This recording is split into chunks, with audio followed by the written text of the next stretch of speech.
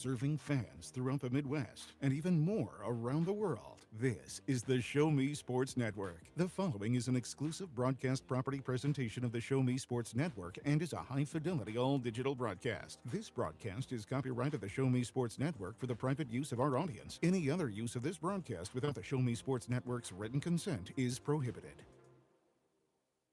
And 3-2 overall in Tri-County Conference play. Southern Boone sitting in third in Class 3 District 4. For Blair Oaks, their Class 2 District 5. They sit in first place as tonight's senior night. We know these two teams, they very rivaled history between the two, at least in the last few years. Seems like we play Blair Oaks about a handful of times every season. But so far, all those matchups have gone for Blair Oaks in their favor. But what a great time to show up to spoil the senior night activities. It's a team we play a lot. We do. Team we play a lot. In other sports, it's a pretty good rivalry. Unfortunately, as we said before, can't really be a rivalry if you don't ever win a game. So, you know, there's always a first time. We do have a beautiful night of football. The rain, as of right now, is staying away. Just a little chilly, but it is, late October, so you would kind of expect some cooler weather at some point. But so far, weather looks great. But yeah, it's always a tough game. Blair Oaks, of course, at this point, they have a consistent coaching staff. They have all the resources they need. They don't have a soccer program to compete with as far as the boys go. So they have really good numbers. They did drop down in class this year, which they typically do every 3 or 4 years, because they're usually right there on that border between 2A and 3A, whereas Southern Boone's kind of smack dab in the middle of 3A. So it's a great program, and I think one thing you'll hear from me a lot tonight is just a lot of respect to Blair Oaks for a great program that they have raised, brought up here. They run the ball well. They run it right. They run it left. They do counters up the middle. 2 or 3 different guys will run a lot of ball. They pass the ball well. They pass it long. They pass it deep. They do about everything. Their offensive line is always very, very soundly coached. They know what their responsibilities are. The defense is always quick into the ball. And part of it's due because they do have good numbers. They typically only have 1 or 2 players that go both offense and defense. So their guys get a lot of rest. They get a lot of coaching on the sidelines in between series. So, yeah, certainly it's a great program to watch, and certainly one as a program you're trying to get things set up, you want to try to emulate at some point. So, good night to kind of see where Southern Boone sits. Of course, it's going to be a challenging night with some key injuries that Eagles are seeing tonight. Well, one of the things you mentioned, you hit upon, was the consistency. This is the 12th year for head coach and Ted LePage. That's 12th year here at Blair Oaks. He's amassed a record of 135 wins and just 21 losses.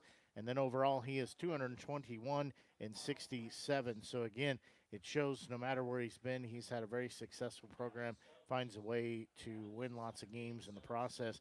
And again, also looking at this for Blair Oaks, as you said, they're down a class this year. But when we look back at their record, clear back to the 2020 season, they won a state championship. In 2021, they lost in a district championship. In 2022, they won a state championship. 2023, they lost in state semifinals. Last year, they won a state championship. So you can see that it's just a winning culture here at Blair Oaks, that they just find a way to put together a solid team year in and year out. And as you mentioned, a little different lineup for Southern Boone this week due to some injuries. It's unfortunate that senior starting quarterback Mason Shear, he will not be playing tonight. He will be on the sidelines cheering on his team. So freshman Caden Reynolds, he's going to get the start here tonight. We'll get to see, as we said, this is probably going to be the fastest game that he will see. But you know what? It's building for the future, and I think it's sometimes trial by fire. But from what we've seen of him this season, I've been impressed, and he's done a good job commanding the offense. Yep. Well, he's had the whole week to kind of prepare for it, and the coaches have had the time to prepare for it as well too. So, one quick word about the LePage, if you those who don't know, he left Blair Oaks, went to Jeff City, and then came back. So he's a coach. He can coach wherever he wanted to, and he chooses here. If anything, that shows you when you are a school that's a medium small school, you need what you can do in order to have the resources and support to where a coach wants to come to you. Now, certainly, there's a lot of things that help. The fact that, again, not having a men's soccer program certainly helps up quite a bit. Uh, but yeah, going back to the Eagles tonight, yeah, it's a great chance for the young man to get some good key reps. You know, can't really say why us and Cry River because Blair Oaks has had numerous times in the past where they've had to start a freshman quarterback who has done very, very well. That's happened at least twice that I can recall in the last 10 years. So it's one of those things, next person up. That's what you got to do, and the coaches got to prepare for it. And, definitely a challenging, this is probably the most challenging week for any head coach out there when you just coming off a tough loss. The year hasn't quite gone as what you expected. You have some key injuries. And oh yeah, you're going up against probably the best program in 2A, 3A in the last 10 years in the state. It's tough. So you got to make sure you are relaying the right emotions to your team because they know too. I mean, they know what it's like. So it's a very tough. It's going to be a tough challenge for the coaching staff tonight to see how they can prepare and get the most out of their team against a very very good Blair Oaks Falcons team. Well, something you said too that I think stands out for me is for Reynolds getting the start here tonight. You said he's got all week to prepare, and I think that benefits him and helps out. Obviously his playbook, his toolkit's going to be a little bit different than what Mason has had, and that's okay. There are different styles of quarterback a little bit, and that's just fine. But being able to build the week around that, I think, does make a big difference instead of being thrust in to an opportunity because of an injury or whatever it would be during the game. They've had a chance to really build up his confidence. I'm sure the first couple plays when he's out there, we're going to have some big eyes, some deer in the headlights look. But again, from what we've seen of him, been impressed and definitely, we know that he is part of the future of the program here for Southern Boone. So what a good opportunity for him to get out there and have a good showing and just see what he can do. The other thing for tonight too is for Southern Boone, in essence, they don't have anything to lose, and we've seen that sometimes in the past where they've really just kind of opened up the playbook, been able to dial in some things Yeah. that they maybe won't get to do any other Yeah, time. because like you said, nothing to lose really. The districts or standings are pretty much set, um, so they pretty much know what's going to happen next week. They'll get a home game.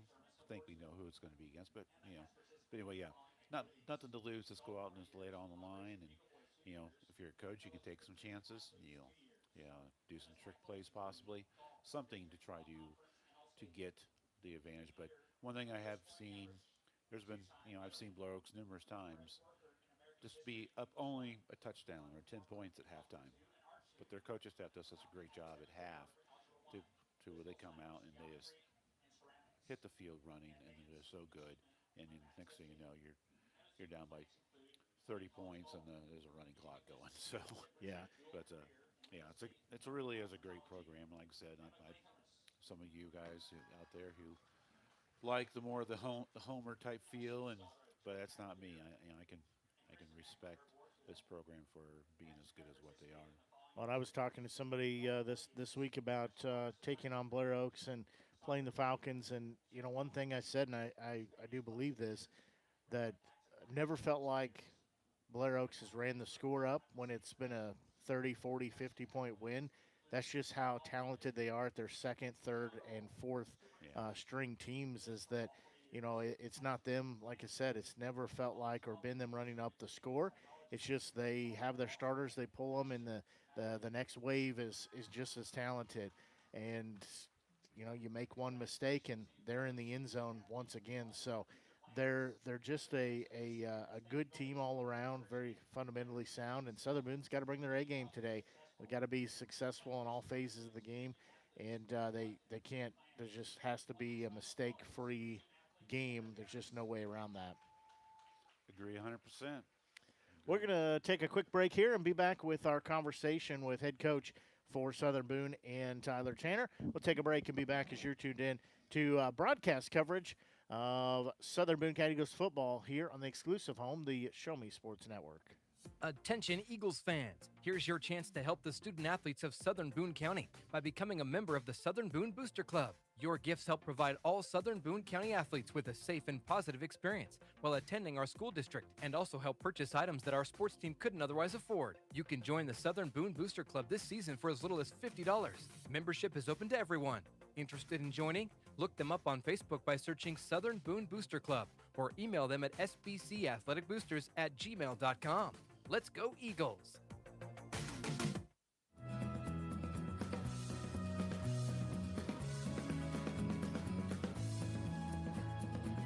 Welcome back to our Southern Boone County Eagles Countdown to Kickoff pregame show here on the Show Me Sports Network. We're joined by Southern Boone County Eagles football head coach and Tyler Tanner. Coach Tanner, thanks for joining us before tonight's game. Yeah, no, absolutely. Always excited to sit down and talk to Southern Boone football. Well, last week, your squad wrapped up their regular season home schedule as they hosted the Osage Indians. Your squad dropped the contest by a 21-0 score. What were your thoughts on the game last week? Felt like our kids did a good job of fighting after being down 21-0, keeping it there. Felt like we took a step back on offense. Felt like we weren't really just as crisp as what we had maybe been. So, back to the drawing board and trying to figure that thing out. Well, last week was also senior night for the guys. Definitely brings a little bit of a different emotion to the game last week. Yeah, no, absolutely. Those guys, those seniors have done a great job over the last 4 years of contributing to Southern Boone football. I mean, 4 years of commitment in high school football is not an easy feat, and they've done an excellent job, and they're great leaders, and they're definitely going to be missed. Last week's game was also a little bit bigger than the game of football, too, as it was the annual Pink Out game supporting breast cancer awareness, kind of showing the guys that, football is really important, but there are those things outside that maybe take precedence. Yeah, for sure. And our kids, they love to dress up for that, as in, wear the pink on their arms and under the pads and for socks. So it was a good atmosphere, always for a good cause. It also something too, we get the community involvement. We see the fans are there, the community is there. It really ties that in. Oh yeah, for sure. The community always shows up for Southern Boone football and for, any type of event that we're putting on, really. Well, Osage came into the game last week with a 5-2 record. Their 2 losses coming at the hands of Blair Oaks and Booneville. We knew they would be a tough task coming into the game, and we definitely kind of saw that right out the gate. Yeah, I mean, it was just one of those games that they kind of got on us quick. Kind of had a couple of backbreakers there early after they drive the ball, score. They'd run a fake punt, end up scoring after that, and then one play after a pick. And, it felt like they didn't really just drive the ball and sustain on us. Felt like you had a big play followed by a little bit of a deflation play. And sometimes that's the way those suckers bounce early. I was proud of our kids for continuing to fight in the second half and giving ourselves a chance in the end. Well, in having the last week to sort of digest the game, I think the Eagles played much better than that final score indicated. It really just boils down to, some consistency, keeping a drive going, staying on the field or getting off at the right time. But they definitely played better than what that score indicated. Yeah, I would agree. We're still looking at some self-inflicted wounds here, and those are just the things that good teams control. We've got to have the ability to take care of ourselves, control ourselves, and control what we do. Well, we've talked about it too before. I think it's a case of when you look at the score of the game, you get one feel for it. It looks like it's a blowout. But when you watch the game, it really was another feel, and it was much closer than what that final score indicated. Yeah, without a doubt. That's how we felt in the coach's office and whenever we watched the film with the kids.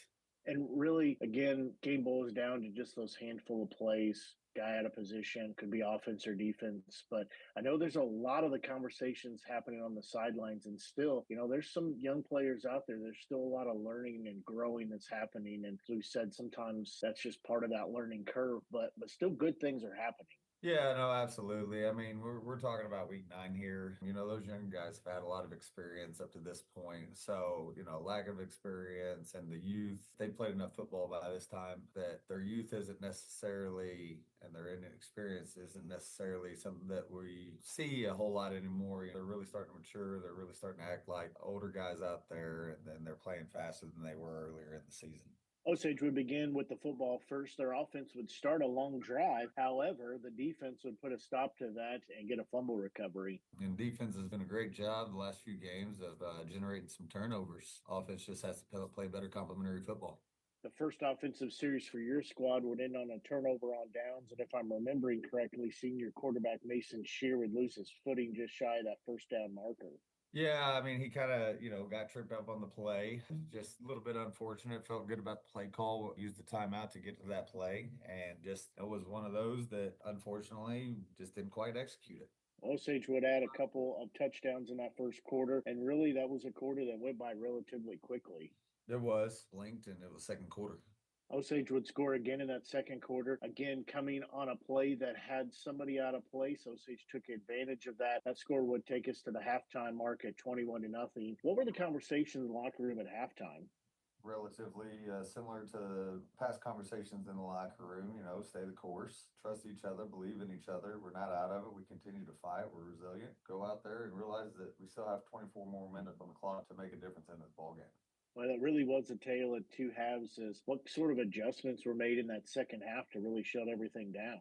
I wouldn't necessarily say that they were just a set of adjustments. Honestly, I mean, it was just about getting our guys in the right spot and making plays, not executing. It wasn't necessarily a schematic thing. We're fairly simple on both sides of the ball. So whenever we come into schematics, it might be just shifting a guy a gap over. We're talking about splitting hairs on both sides of the ball, get a misread or we're out of place. It was just about retouching on the things that we had been preaching that we can practice and going out there and executing in the second half, which we felt like we did a better job of.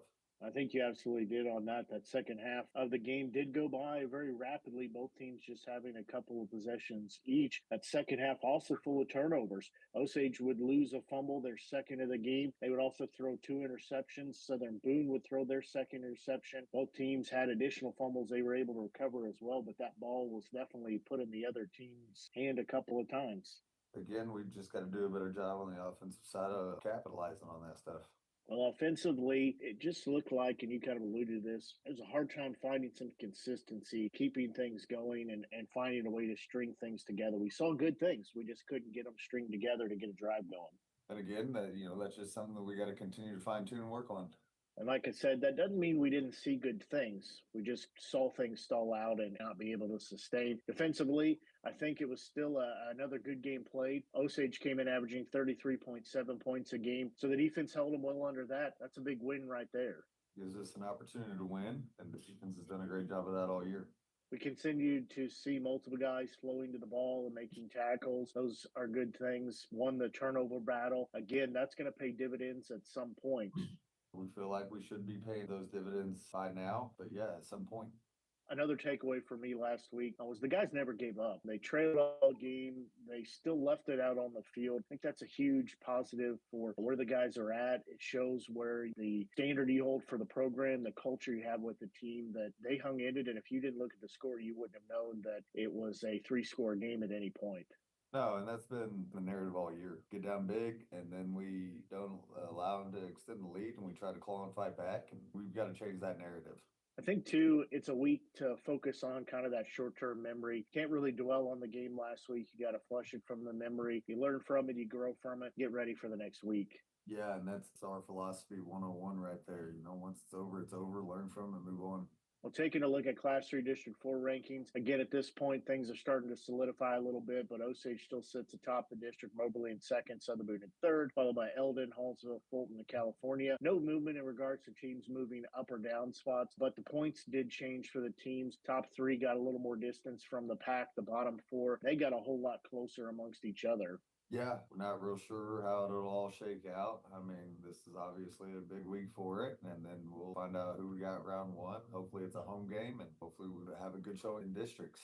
Well, despite how the season has gone in regards to the win and loss column, I think your Eagles really are sitting in a good spot going into week 9. And as we've talked about, they're peaking, they're getting better at the right time, and really in a good position to possibly have that home district game, which always gives a little boost of confidence. Oh, for sure. To host one, and that's always big whenever you're talking about playoff football. Well, tonight your Eagles hit the road for the regular season finale. They'll travel down the road and take on the hosting Blair Oaks Falcons. Blair Oaks sits at 8-0 on the season. It's hard to believe that the regular season finale is here. I mean, it just feels like we started the season last week. I don't know how this many weeks have gone by. It just feels like we just started. Yeah, I mean, football season always tends to do that. You blink and it's over, or you blink and you're at the end and you think, how did we get from May to here? It's a pretty rapid season. Everything just goes really, really fast. I know it's something that you guys have talked about with the program a little bit, and that there's only a given number of guaranteed days. You don't want to take those for granted because they're going to come to an end at some point. And some of these are, bigger than football lessons that the program works to instill in the players. Yeah, we've been talking about that recently. Be where your feet are, be in the moment right here, be focused right here, because one of these days these opportunities won't come again, or this season will be over, and we'll look back and say, shoulda, coulda, woulda. So, go about it the right way, do the right things, be where your feet are and focus on now.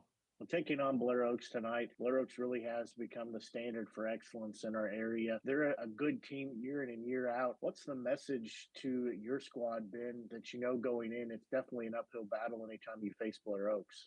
We're trying to eliminate the self-inflicted wounds and focus on ourselves. I can't stress that enough in the game of football. I can't stress that enough about even life. It's not about others. It's about us. It's about me. It's about we. It's about what goes on in our room and the things that we can control. And if we can control the controllables, we feel really, really good about the team that we have and where we're at. So the message is the same. Focus on us. It ain't about nobody else.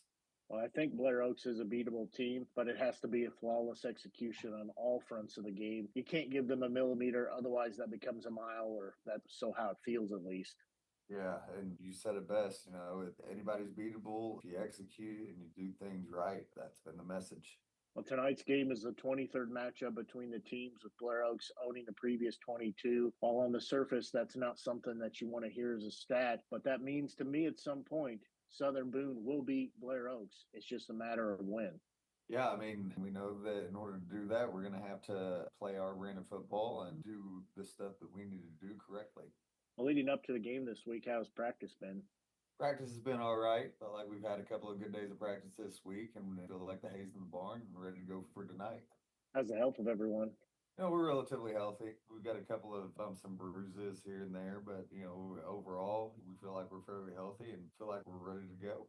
Facing the Falcons tonight, what do you expect to see them do? They'll be disciplined in their role, motion quite a bit on offense, a little bit of misdirection, try to get you to lose the tight end a little bit, take advantage of what the defense gives them. And then offensively, and we know that they're going to be fast to the ball. They're going to get their reads and go, and they're going to be a stout defense. They've played the same defense or the same, three defenses over the last 8 years from the film that I could find up on them. So, it's not just a ton different than what we've seen in the past or even throughout the year. Again, face the same three style of defenses throughout the year. I mean, really, there's only so many that you can do. They'll mix up a little bit of zone and man. They'll simulate pressure. They'll bring pressure. They'll twist a little bit up front, but football is football. Prepare, and you give all the information and you prepare for all the looks.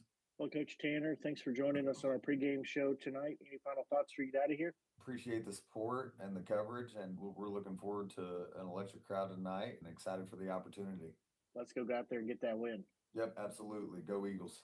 That's Southern Boone County Eagles football head coach Tyler Tanner. We're going to take a quick break here and be back with more of our Southern Boone County Eagles pregame show. You're tuned in to exclusive coverage of Southern Boone County Eagles football on the home of the Eagles, the Show Me Sports Network.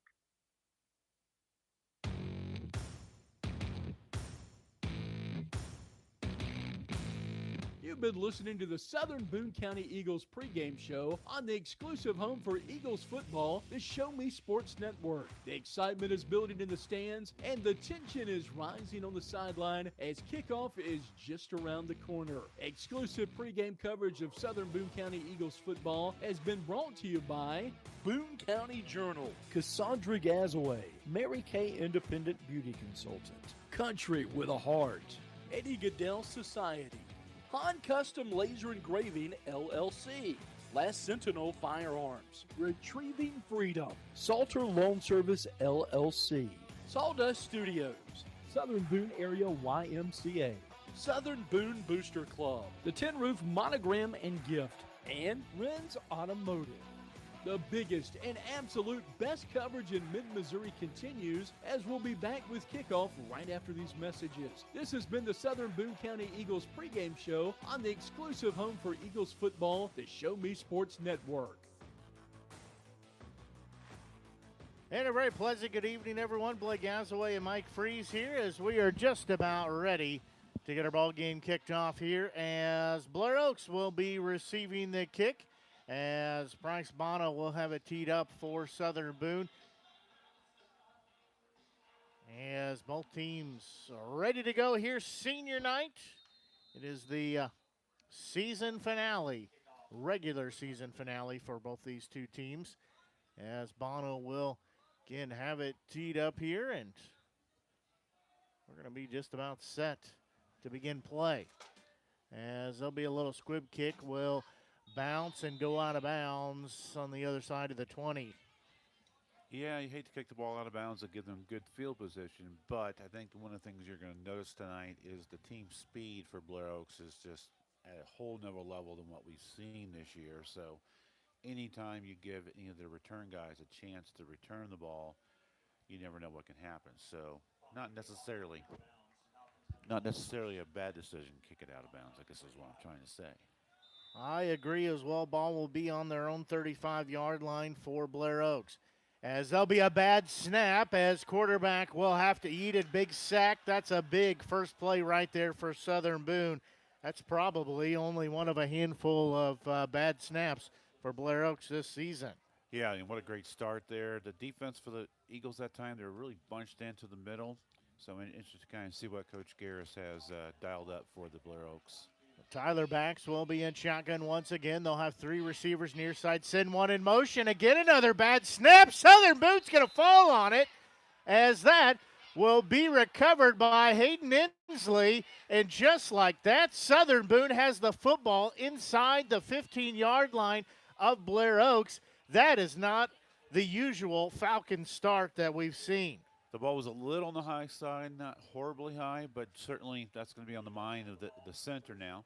And just couldn't collect the ball. And Hayden, of course, has been quick off the ball all season. He was right there to recover it. So what a great opportunity right now for the Eagles to get a lead. So Southern Boone will have it 1st and 10 at the 14-yard line. Again, getting the start tonight is freshman Caden Reynolds. He'll have Paisley. He'll split off to the far side. He is going to throw it. It will be a backwards pass as that one took a big shot there. As Reynolds trying to stay in the pocket. Paisley, good job there to get that as that was a lateral. Yeah, and good for Andrew. He had a rough day yesterday. He had a car accident, but besides the little bumps and bruises, it's good to see him back out there. And I like the play call, showing pass with your young quarterback right off the bat. He made a good decision. It was well covered on his first read. Then he went to his second read. So to bring up 2nd and long here, ball at the 21-yard line. They'll take it straight up the middle. Not much room there. 1 yard on the play. It'll bring up 3rd and about 16. Yeah, definitely interesting to see how Blair Oaks plays on defense, especially with Mason not in the game. Mason has been our biggest threat on offense, and what we're seeing so far tonight is the linebackers for Blair Oaks are very deep. They're a good 5-6 yards deep. Most linebackers are a yard or two closer, and then they're just kind of waiting to see where the ball is going to and filling the holes really quickly. So to bring up 3rd and 16, ball on the 20-yard line of Blair Oaks. As low snap, Reynolds dropping back. That pass is going to be incomplete as he was hit as he threw. That'll bring up a 4th down. Yeah, just a 4-man rush that time by the Falcons, having everyone back. So the offensive line, in that case, they have to do a much better job of knowing their assignments and talking to each other. Got to give your young quarterback a little bit more time to get his feet set to make a good decision. So this is going to be 4th and 16. We'll have a field goal attempt by Bono. High snap, places down. He slips, but kick is up, and kick is good as he sends that one through from 27 yards out. We've talked about it all season. That shows the leg power of Bono as he slips but still powers that through from, actually I said 27. That'd be 37 yeah. yards out. Yeah, nice kick. Good to at least get something out of that. You would like to have gotten a touchdown, but hey, you got some points out of that. You got a little bit of momentum on your side. So that field goal, good by Bono from 37 yards out. It was at the 27, so you put 10 on for the end zone. 37-yarder, and I wouldn't call it a shot put, but he was safe sliding into second there. You get the same amount of points no matter how much clearance it gets over the crossbar. So points are points. So Bono gives Southern Boone their first lead, one of not many leads that they've had over Blair Oaks in football. They lead by the 3-0 score. Bono will approach. Another high kick will be taken up at the 18. Return man will work onto the far side. I believe that's Lackman. He'll be out near the 40 before he's pushed out of bounds. Yeah, I saw a kick, but that time the return man got the ball easily, caught, and had some momentum. So pretty fortunate, again, just to have him inside the 40. But, again, Lackman and Dapkus both, they have the ability. Quarterback's got the ability to take it to the end zone whenever they have the ball in the open field. So Blair Oaks will have it on their own 38-yard line. As working on the far side, again, big hole there. Big yardage as it'll be about 12 as Dapkus will pick up the first down. Yeah, that time the center got the snap taken care of. Just a quick snap, quick throw. Nice little easy play for the Blair Oaks to kind of get back on the right foot. The backs will be in shotgun. Yeah, he will slip and fall over here as he slides down, loses about 3 on the play. So that precipitation making the turf a little slip. Yeah, just a called quarterback sweep that time. Just trying to get the quarterback on the outside with the lead blocker, and Blair Oaks is going on a fast pace on their offense right now. 2 receivers far side, 1 here on the near side. They'll send Lackman in motion. He'll get the handoff. He stutter steps, cuts it here to the near side across midfield 40. He's at the 30, at the 25 before he's out of bounds. Big yardage there. That'll be a new set of downs. Strange looking play when you watch that, but very effective. Basically goes in motion. Instead of doing a jet sweep across the formation, he stops and cuts it up the middle between guard and tackle, and a really good offensive line gives him a nice big hole to run through. So backs again in shotgun, twin receivers on either side. Now they'll give it off straight up the middle as across the 20, that ball carrier there. That time that was Toby Edler. Yep, it's a quick dive at the middle. Use the motion again to kind of see what kind of defense the Eagles are in. Quick snap again. Fast pace on the no-huddle offense. They're trying to get the play called quickly. Ball on the 20-yard line. Backs again will take the snap. Roll to the far side. He'll keep it himself. Bounces outside across the 10. He'll have enough for that first down marker. He'll move the chains. It'll be first and goal. Looked like he was pretty much determined to run the ball the whole way. I know he has the option to throw if he wants to, but again, just kind of pull a guard out to the flat and have your quarterback run and run.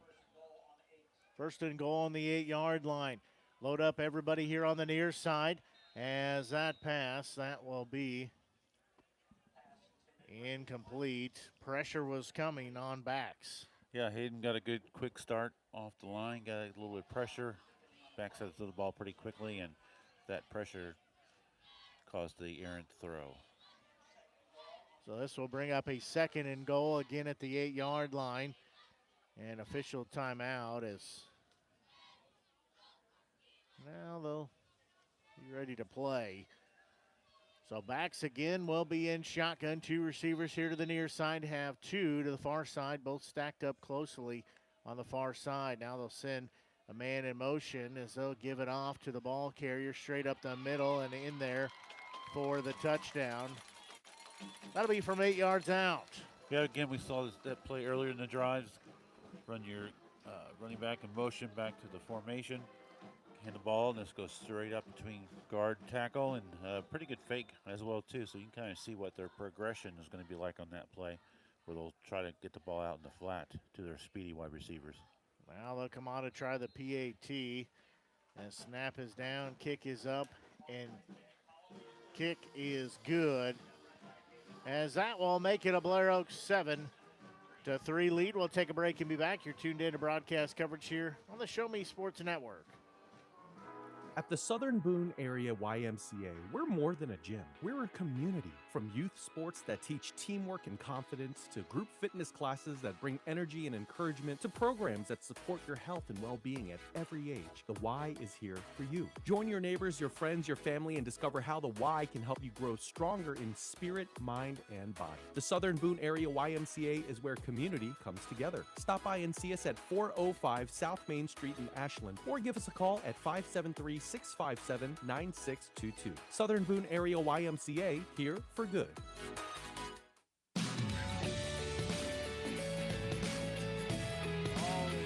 Up as we are underway after the touchdown. Blair Oaks, they're going to kick that one out of bounds. So both teams exchanging kicks out of bounds. Yeah, Eagles this year have not had a very successful return game going. No touchdowns, no big runs. So definitely, we'll take the ball to 35 about any time. Southern Boone will have it at their own 35-yard line. So they'll place the ball here. And we'll be ready to start.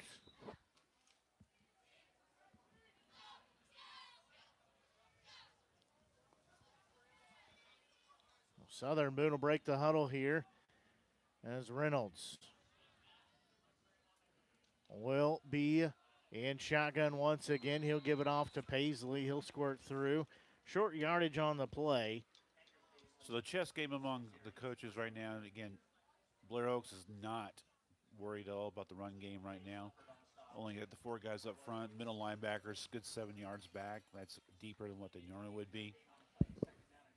Outside linebackers a little bit out as well to kind of protect the pass. So normally you would think run the ball in between tackles. It's there. But unfortunately, Blair Oaks is so good at covering the holes, it's not. So no gain on the play. Again, they'll give it off to Paisley. He'll fall forward for about a yard. It'll bring up a 3rd down. Yeah, so the offensive line, you only have the 4 guys to block. They have to be communicating better to know who they're supposed to be blocking and make sure they know the snap count. The young quarterback, as we talked a lot throughout the years, you have to vary the snap count a little bit to kind of slow down that defensive line. They are very quick, so anything you can do to make the jobs for your offensive linemen better, you need to do. Well, this will bring up a 3rd and 8. So he actually gained 2 yards. 3rd and 8, clock rolling, 7:05 left to go in this opening quarter. Quick pass off here to the near side. That one a little too far in front of Troth. That'll bring up a 4th down. Yeah, a little bit ahead of him, but it was well covered by the Falcons that time. Again, they're only sending 4 people. They're not blitzing any linebackers. Looks like they're all pretty much going straight up. I don't see any line twist or anything going on the defensive line. So really, offensive line is going to have to be picking up their game if they want to try to stay in this game. So Morris and Paisley will be in punt formation at 4th and 8 here. Dapkus will be back to receive for Blair Oaks. It's going to be a snap far side. Good punt there as Dapkus will catch it on the fly at his own 35. He's across midfield, going the other way at the 30, the 20. He'll be pushed out about the 15-yard line. Big return there. Again, you talked about it, the speed on display right there. Yeah, they have speed all over the field. It's not just the return men, but again, that was a kind of unlucky kick for us there. He was able to catch that in stride. It was a low line drive, so there wasn't much of a coverage team that was able to get downfield, and he had a lot of room to run before he had anybody even close to trying to tackle him. Blair Oaks again leads by 7-3 score. They'll have the football on the 18-yard line. They'll give it off to Lackman. He's around the corner, cuts inside. He'll have an 18-yard touchdown run to his credit. Yeah, the same play they ran last time. They scored a touchdown, bring the running back in motion. He takes a handoff. It's kind of an odd-looking play. What most teams don't do that as much. But again, very, very effective. The right side of the offensive line did a great job him making a hole. He got through with just one person to touch him, but not until he's about 5 yards downfield. Lackman takes it in from 18 yards out, and the kick is up. Say it'll be a penalty on Southern Boone. Yeah, I think Hayden got in there a little earlier. So if they go half the distance, they may decide to go for 2 maybe, but yeah, they're not. Lackman has 2 touchdowns here on the night. Looks like they're going to Decline it. try for the PAT attempt once again. They kick up. Same result. Kick is good. So that makes it a 14-3 score. 6:38 left to go here. We'll take a break and be back as you're tuned in to broadcast coverage of Southern Boone County Eagles football here on the Show Me Sports Network.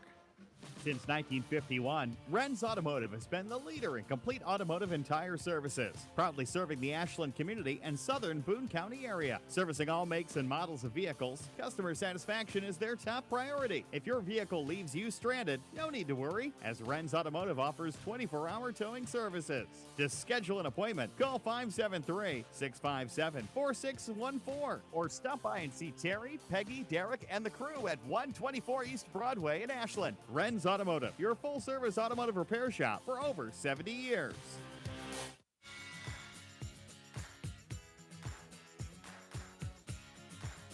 Southern Boone trails by a 14-3 score. And Blair Oaks will have it teed up. That one going to be taken on the far side. As I believe that's Salter with it. He'll be into traffic across the 20 into the 30. That's where Southern Boone will take over with the football.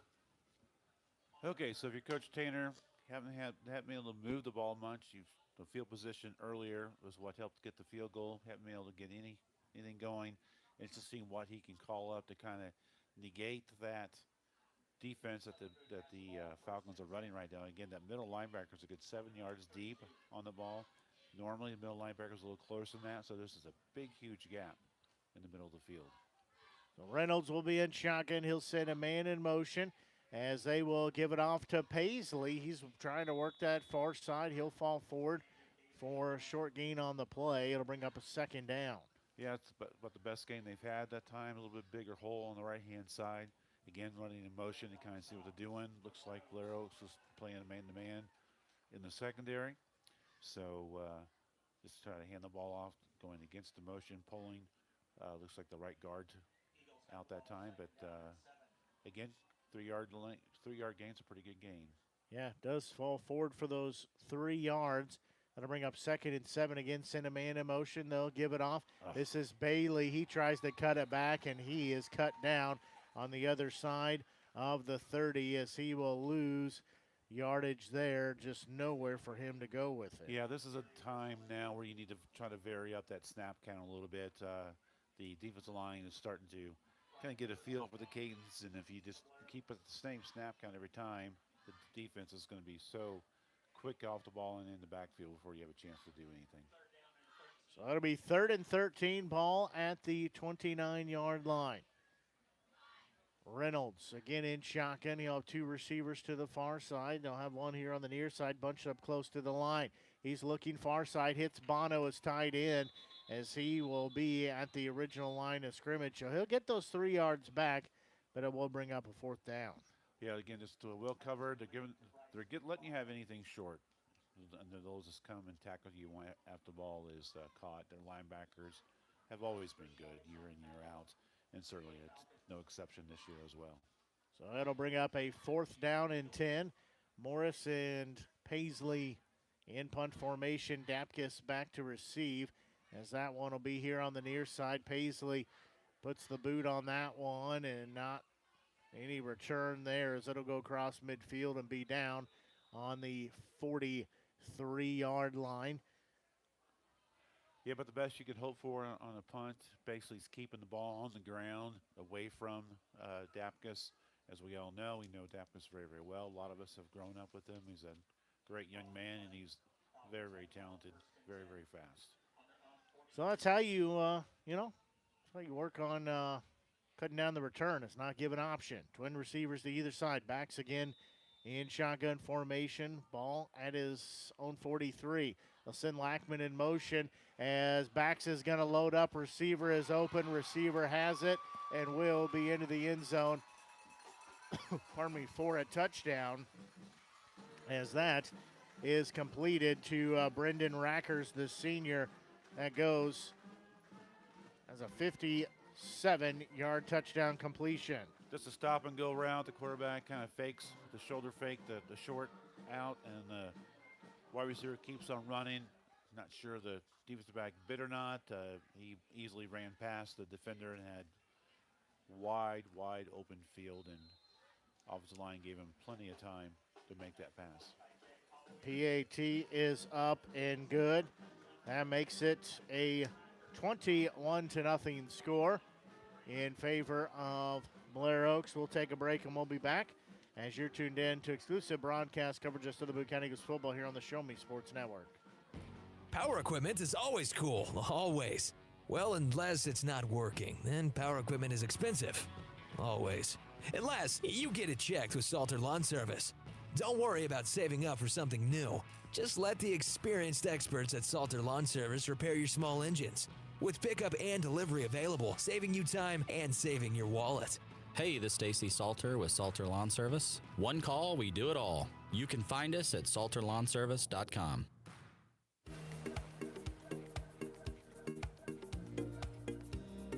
Blair Oaks has the ball teed up.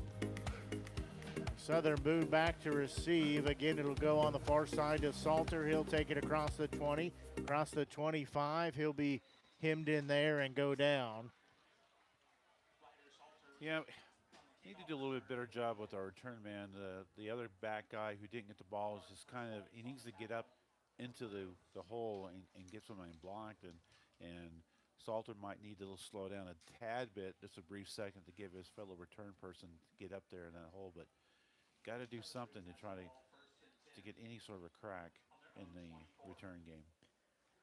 Southern Boone will have it again on their own 24-yard line. Reynolds will be in shotgun, twin receivers either way.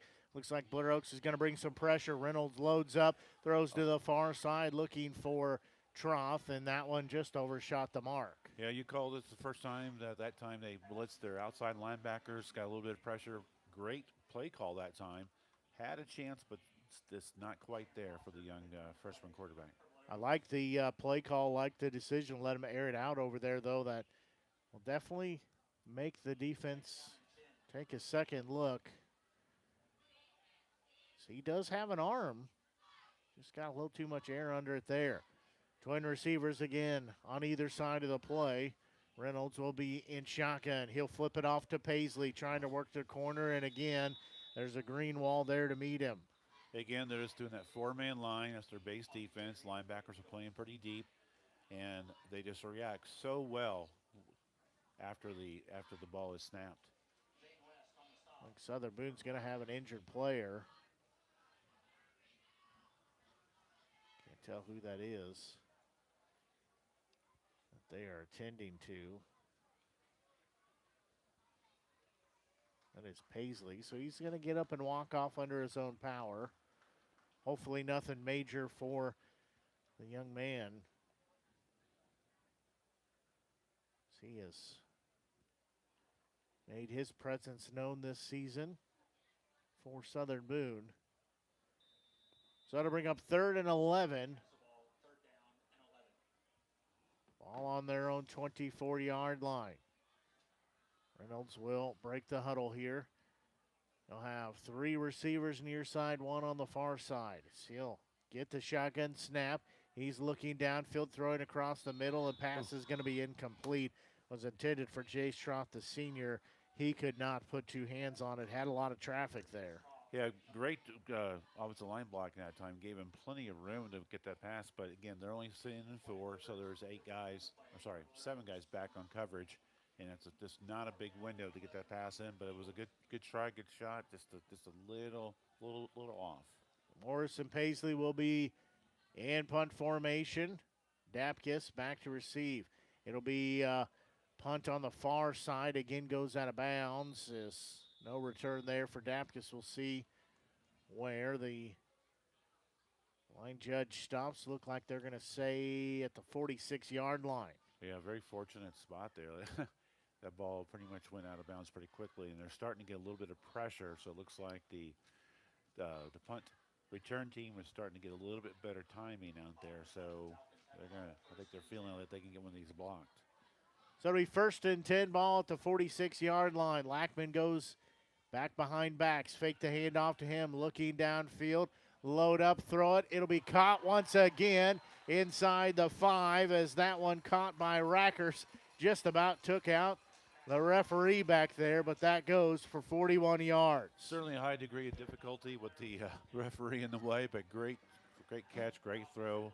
Offensive line did a really good job. They kept Lackman in to help block on Hayden Inslee, and that gave the quarterback plenty of time to throw. Actually only goes for 39 yards as it's 1st and goal at the 6.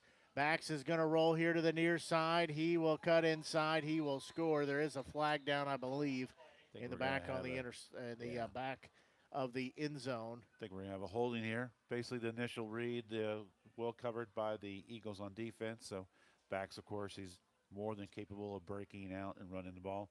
And so, a lot of green and that gray they have in their end zone. And was able to get in, but I think we got a holding call, right? Yeah, I believe so. Yep. Yeah. So really wasn't needed as well, too, but most of them aren't. It was kind of in the vicinity of the play, but as you said, it'll be 1st and goal at the 11. Quick pass off to Dapkus. He's going to step around one tackler, step over another one in there from 11 yards out. Yeah, it's a quick pass in the flat. When you have Dapkus, you got to give him a little bit of cushion because you know how dangerous he is and how fast he is. So again, a quick pass out there, able to make a move before any of the linebackers, other defensive backs are to cover. Just a great one-on-one play. Well, able to try the PAT. His snap is down, kick is up, kick is good. As Blair Oaks extends their lead. They now lead by a 28-3 score. We'll take a break and be back as you're tuned in to exclusive broadcast coverage of Southern Boone County Eagles football here on the Show Me Sports Network. The Boone County Journal is the hometown newspaper of Ashland and Hartsburg since 1969. We know you're busy. Let us keep up with Southern Boone happenings for you. We cover social events, school sports, local government, Southern Boone history, obituaries, and more. Subscribe to the Journal today and get the paper delivered to your mailbox every Wednesday. Digital version also available. Call 573-657-2334 or visit bocojo.com. Independent and veteran owned.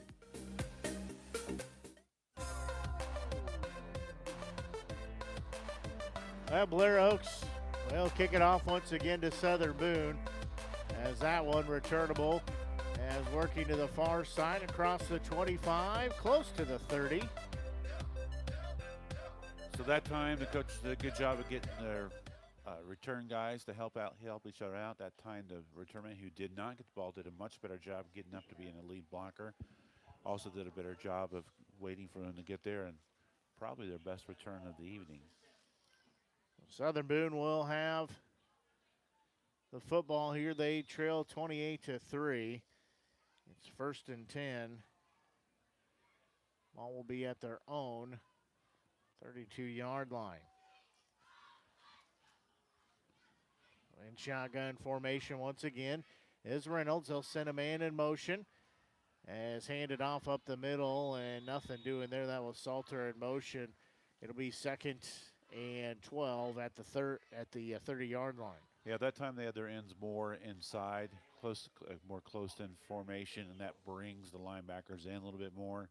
And again, linebackers and the linemen are so quick, no chance of getting in the game since the ball is. So I do think we're going to be better off the more we can spread them out to try to get a gap in there and try to break one. So it'll bring up 2nd and long here again, ball at the 30-yard line for Southern Boone. Reynolds looking far side. He'll load up. He'll hit his receiver in stride along the far side. They pick up positive yardage, about 7 there. Yeah, nice. Again, have everyone bunched up a little bit. That time it was a quick pass out in the flat. He was able to catch it in stride and make the first person miss. Did a good job of gaining good 7 yards or so. That was Salter there now to bring up 3rd and 5, much more manageable. If I'm remembering right, this is about the shortest 3rd down that Southern Boone has had here tonight. Reynolds has 2 receivers near side. He'll get the snap. He'll look downfield across the middle. Pass tipped and incomplete. Was looking for Salter. Threw it a little too far behind him. Again, a lot of traffic there, but trying to find his receiver across the middle. Yeah, good play call, good execution at that time. Blair Oaks did blitz a linebacker in the middle there. Offensive line did a really good job picking that up. Had a chance, but like you said, there's a lot of traffic in there, a lot of bodies in there. And but still, good effort by the young quarterback. So that'll bring up a 4th down here. Morris and Paisley in punt formation. High snap. Good job of Morris to snag that and get the kickoff, and there'll be no return as letting it go past his Dapkus. That could have been disastrous, but Morris quick-handed gets that, quick-footed gets the punt off. Yeah, they were coming on the block there. Like I said, on the previous punt, you can kind of tell Blair Oaks was kind of licking their chops, thinking that they can get one of those punts blocked, and they almost got it on that one. But good result, though. Line drive, get the ball on the ground, and Dapkus did not want to try to pick it up. So it'll be 1st and 10 ball at their own 29-yard line for the Falcons. They'll send a man in motion as they will give it off straight up the middle. As good run there. That ball carrier, that was Toby Edler. Picks up 6 yards. It'll bring up a 2nd and 4. Just a straight dive up the middle that time. Good blocking by the offensive line, and again, they're going quick. Edler again will get the handoff, take it straight up the middle, bottled up quickly. As they say, he gains 2 yards. It'll bring up a 3rd down. This is the first 3rd down that Blair Oaks has had tonight. Yeah, same play. What we call a Diddles play, and that time the Eagles did a much better job of covering the hole and going to the ball carrier. So backs will be in shotgun. They'll have an empty backfield with 2 receivers here to the near side. That's Dapkus and Lackman, 3 receivers up top of the play. They'll send Lackman. They'll pass it off far side. It will be caught. It'll be a 1st down and more, as that is going to be caught by Brody Reitman, the senior. He'll move the chains. Yeah, it's a quick pass that time to the flat. You got 2 guys in the flat. One guy's a little bit more shallow, a little behind line scrimmage, and we saw that a couple times with Mizzou this last weekend. So backs again in shotgun. He'll clap the hands. They'll send Lackman from the far side here to the near side. The snap goes to backs. He looked far side. Pass is tipped and incomplete, as that one is going to give some gray hair there to a defensive back, and Avion Sims, the senior. He just about had another interception. Almost had an interception. Glad he made a good judgment on the break. Wide receiver was starting to get a little bit behind him, but good job on the coverage. An empty backfield, twin receivers either way. Backs drops back. He'll hit his receiver. It'll be enough for the 1st down, as making that grab. That is Rackers once again. It'll move the chains. Just a beautiful pocket the offensive line did that time. They had everybody nice and sealed off. Backs had plenty of time to make a good decision, get his feet set. So backs again, twin receivers either side. Lackman will be in motion now. He'll be on the far side of the play. They'll give it to him as he will cut it back here up the middle. He will be to the end zone. 10-5 touchdown. He will take it from 40 yards out. Yeah, the motion just kind of gives a little counteraction look. They pull a guard from left side to the right side. Does a great job. They do a good job of blocking down with their tackle on the linebacker, and just a big hole for the big running back. Lackman takes that one in from 40 yards out, extends the lead for Blair Oaks. Kick is up, and kick is good. And that will extend the lead again, a 40-yard touchdown run by Lackman. That makes it a 35-3 score. We'll take a break here and be back as you're tuned in to exclusive broadcast coverage of Southern Boone County Eagles football here on the Show Me Sports Network. We need you. We need you. We need you. We need you now more than ever. The Southern Boone School District is hiring part-time bus drivers for route athletics and activities with no experience necessary. Our drivers enjoy flexible work hours, paid on-site CDL training, and paid time off, all while helping our community. The position offers competitive pay. Go visit sbschools.us/employment. We need you.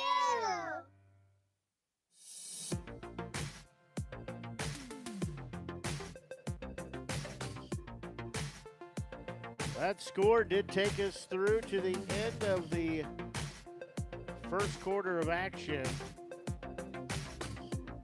As again, it's a 35-3 score. Blair Oaks will have it teed up here as teams switch sides of the field. A little pooch kick will be taken here on the near side. As Jackson will have it, he will be stopped shy of the 30-yard line. Yeah, I'm not sure why they're doing the pooch kick. Maybe they just don't have the ability to kick it into the end zone. But decent coverage that time. The ball, they kind of sit and kind of little sandwich flop in the middle between Eagles. So, but still, good field position. So this will be first and 10. Ball at the 29-yard line for Southern Boone. So they will break the huddle here. Reynolds will have twin receivers either side of the play. He'll have an empty backfield. They'll send Bailey in motion. They'll give the handoff. He's trying to cut it back in, and he will lose maybe half a yard. Yeah, just, again, no room to run. I like to see the young man kind of vary the snap count up a little bit. Defensive line is just getting off the ball so quickly. And then, again, their linebackers are really quick to the hole. Well, they say he had no gain on the play, so it will keep it at 2nd and 10. Glad you're tuned into our broadcast. About 6 minutes past 7:30 here on the Show Me Sports Network. Blake Gazaway, Mike Freeze here with you, bringing you coverage once again. Southern Boone football again this season. They'll run up the middle, nothing doing there. A loss on the play, 3rd down. Yeah, they blitz the outside linebacker at that time, and you can tell they have it down, the snap count down time. So you have to vary that snap count a little bit, but starting to get a little bit of blitzing there in that time. He was a good yard into the backfield before there was much movement by the Eagles that time. So to break a 3rd and long here for Southern Boone. Don't forget, if you're tuned in, if you haven't done so, be sure and click on that subscribe button. That'll help us out, help you out. You can find future broadcasts, archive games, all kinds of good things on there. Also click on the thumbs up, the like icon as well. So twin receivers near side, actually trip receivers, one far side loading up, throwing, and it is going to be incomplete. A little bit too far over there for the intended target for Reynolds. Yeah, the defensive backfield, certainly the back level, they're playing pretty deep most of the time, so it's going to be kind of tough to get the ball behind. But good job by the offensive line that time to give the young quarterback some time to throw the ball, get his feet set. That is something that's going to be very important, is trying to keep Reynolds upright here tonight. So Morris and Paisley are in punt formation, low snap, and that one is going to be blocked as they brought pressure, and Blair Oaks will block the punt and fall on it or recover. Doesn't really matter. Doesn't really matter either way. If they did or didn't, they'll take over at the 21-yard line. So that blocking formation, you got two guys back, and the second person basically steps up and becomes a blocker. And I think that time the ball might have got kicked off his backside possibly, because there was not much room there for the young kicker to get much room. So Blair Oaks will take over on the 21-yard line. Will be 1st and 10 here, as backs will be in shotgun as soon as they check down into their audible, if they so choose to. Twin receivers either way. Backs will load up. He'll throw a far side. It'll be caught by Rackers. He's quickly tackled after he catches that, he'll be just a little bit short on the first down marker. Yeah, he basically run Dapkus on a fly pattern downfield to kind of pull the defense back to the end zone and run that tight end-ish inside receiver does a 5 and out, and just a quick pass to get the almost first down. So Maxwell keeping himself up the middle, and he will be untouched into the end zone from 13 yards out. Yeah, fake to the jet sweep going from right to left, and he keeps the ball, goes up the middle, just wide open, and he's so fast getting through there as well too. So Bax takes it in from 13 yards out, extending the Blair Oaks lead as there was nobody around him there to put a hand on him. As you said, he is just that fast. So now they'll try the PAT. Snap is down, kick is up, kick is good. Yeah, as you can see, they can run the ball just fine. Outside, inside, they got 2, 3, 4 different people who can run the ball well. When they want to throw it, they can throw it as well too. They can throw it deep, they can go over the middle, down the sidelines. Just a fine-tuned offensive machine out there. So that ends up going to the house. It's a 2-play, 21-yard drive. That will make it a 42-3 score in favor of Blair Oaks. That score comes here in the second quarter with 9:45 left to go before halftime.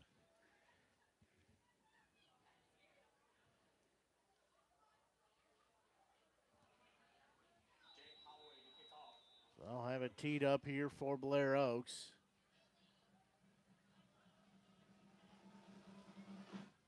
A little deeper pooch kick. That one carries close to about the 10-yard line as return man will be across the 30.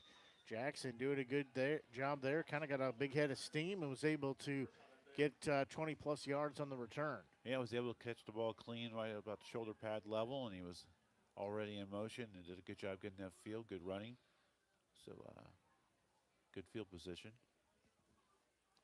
So that will be first and 10 at the 33-yard line for Southern Boone.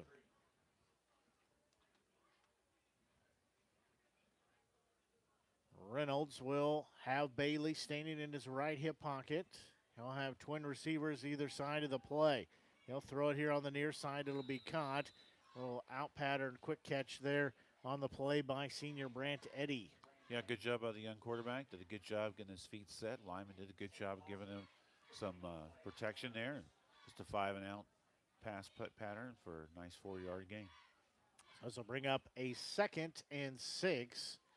In Southern Boone, just need to try to find some positive here, string some plays together. So 2nd and 6. Reynolds gets the snap. He'll load up far side.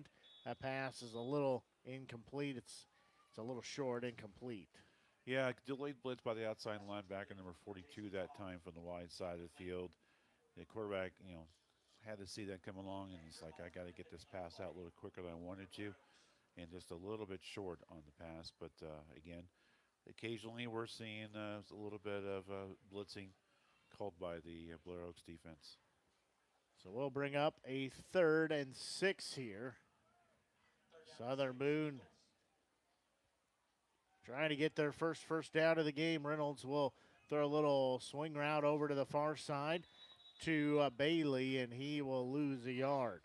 Yeah, the play was wide open that time, had plenty of room, but again, the speed of the linebackers, number 42, we just mentioned on the previous play, they came in on a delayed blitz that caused the quarterback to throw the ball a little quicker than he wanted to. And that time, he was able to cover very well the open flat area. So it'll be 4th and we'll say 7 here.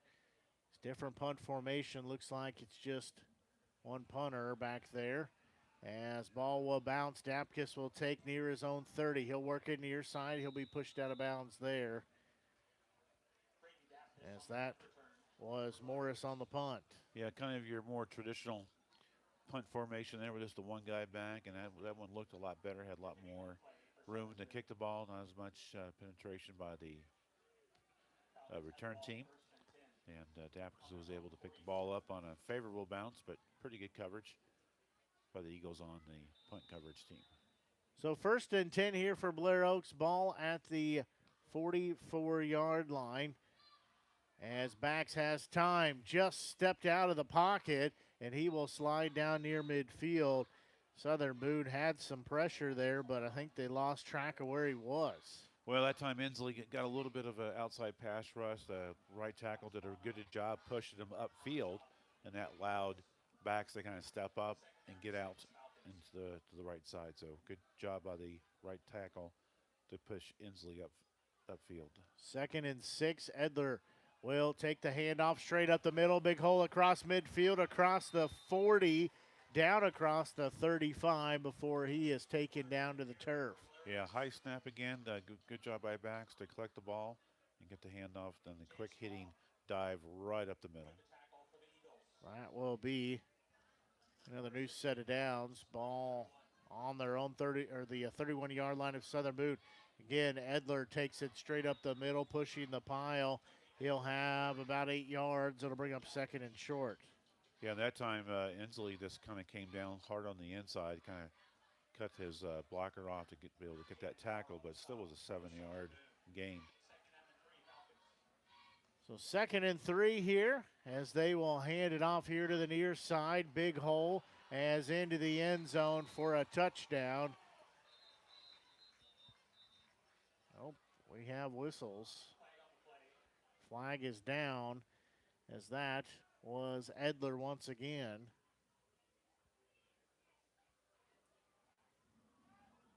It looks like they're backing up, so probably got a holding call on the outside.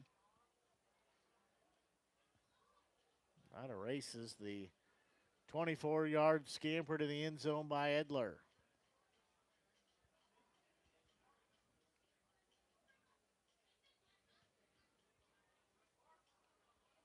That will be the case. Again, we talked about it, unneeded. I think the same could be said on that one as well.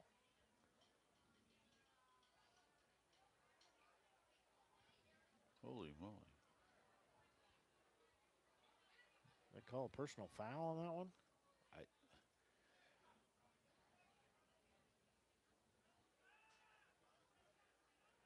Was that like a 20-yard? Yeah, that's clear back at the 48-yard line. Wow. So 2nd and 27 for... So personal foul from the spot. Blair Oaks. It's Bax in shotgun again. He'll send Lackman. They'll hand it to him. He'll stutter step, cut back inside, working over here to the near side. He'll pick up decent yardage there.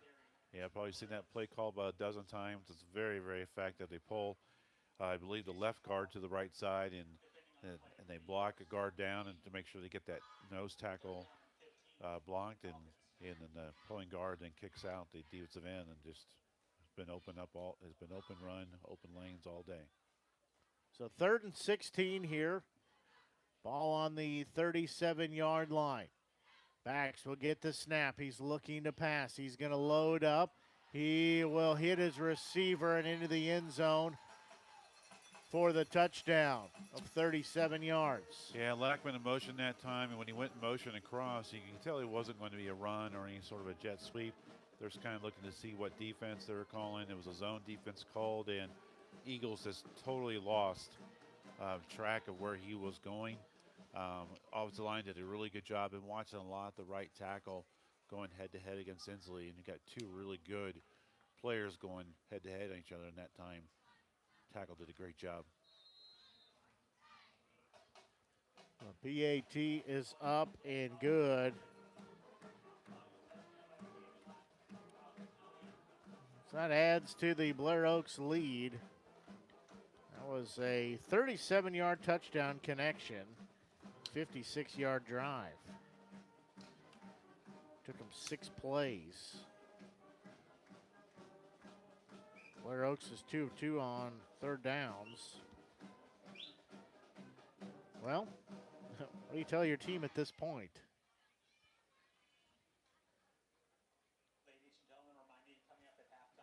Blair Oaks adds another touchdown. Backs to Lackman. Now it's a 49-3 score.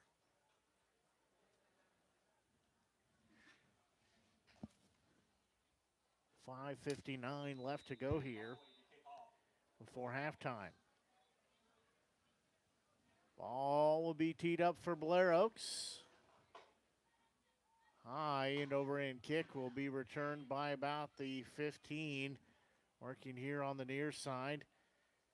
Jackson will be across the near the 25, or he's pushed out of bounds. Yep, able to catch the ball as he's coming forward, right around chest level. Did a good job getting upfield. So, and pretty good coverage by the Blair Oaks that time.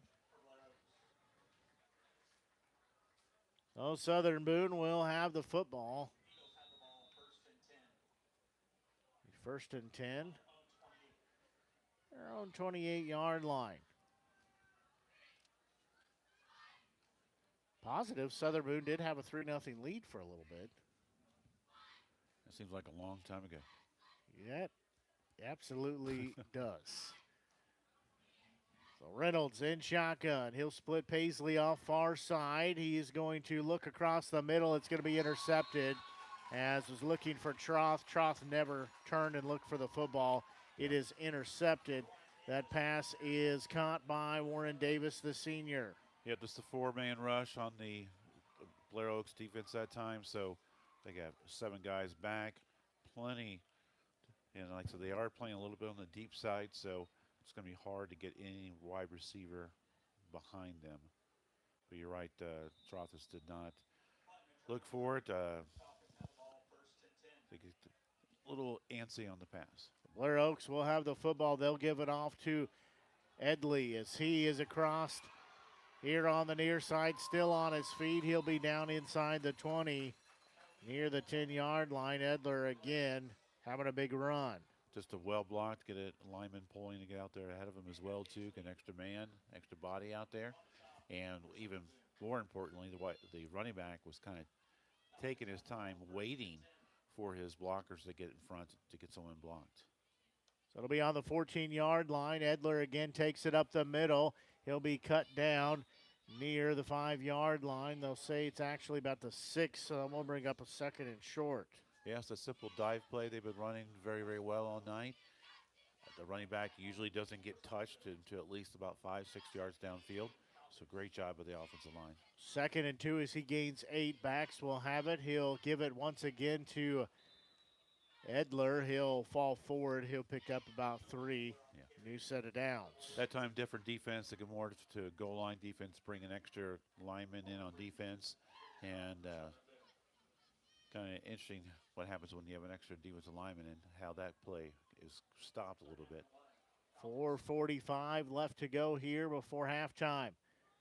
And they'll give it, trying to spread it around. That's Edler, and flags come in.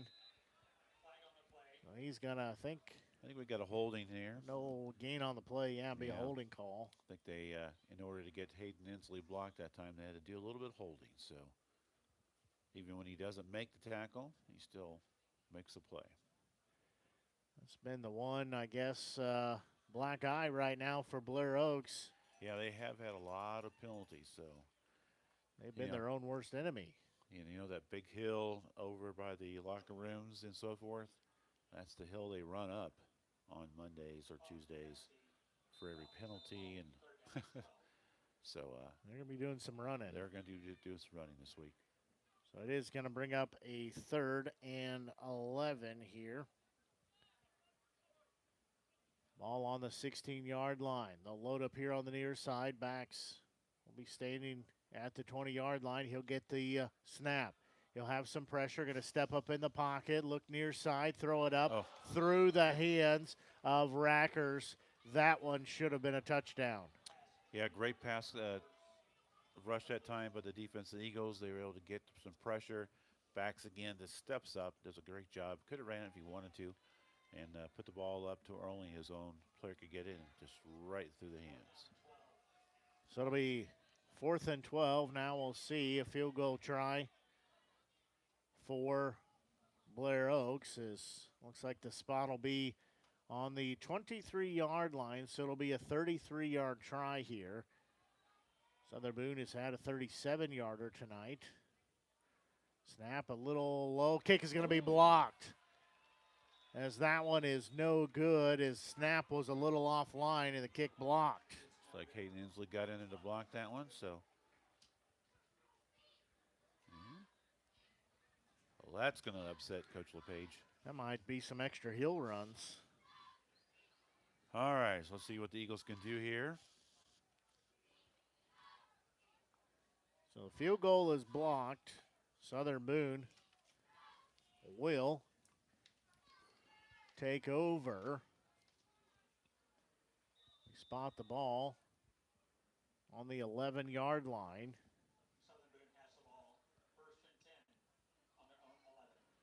So Southern Boone will have the football. Reynolds will give it off, and run game just not working right now. Yeah. You know, I hate to harp on this, but it doesn't look like to me that they're varying the snap count at all very much. And again, the defensive line gets used to that. They get used to the snap count, and they're able to get off the ball just as quickly as the offense does, and that's how you end up having 2-3 yard losses on plays. Paisley carrying the ball there, loses a couple.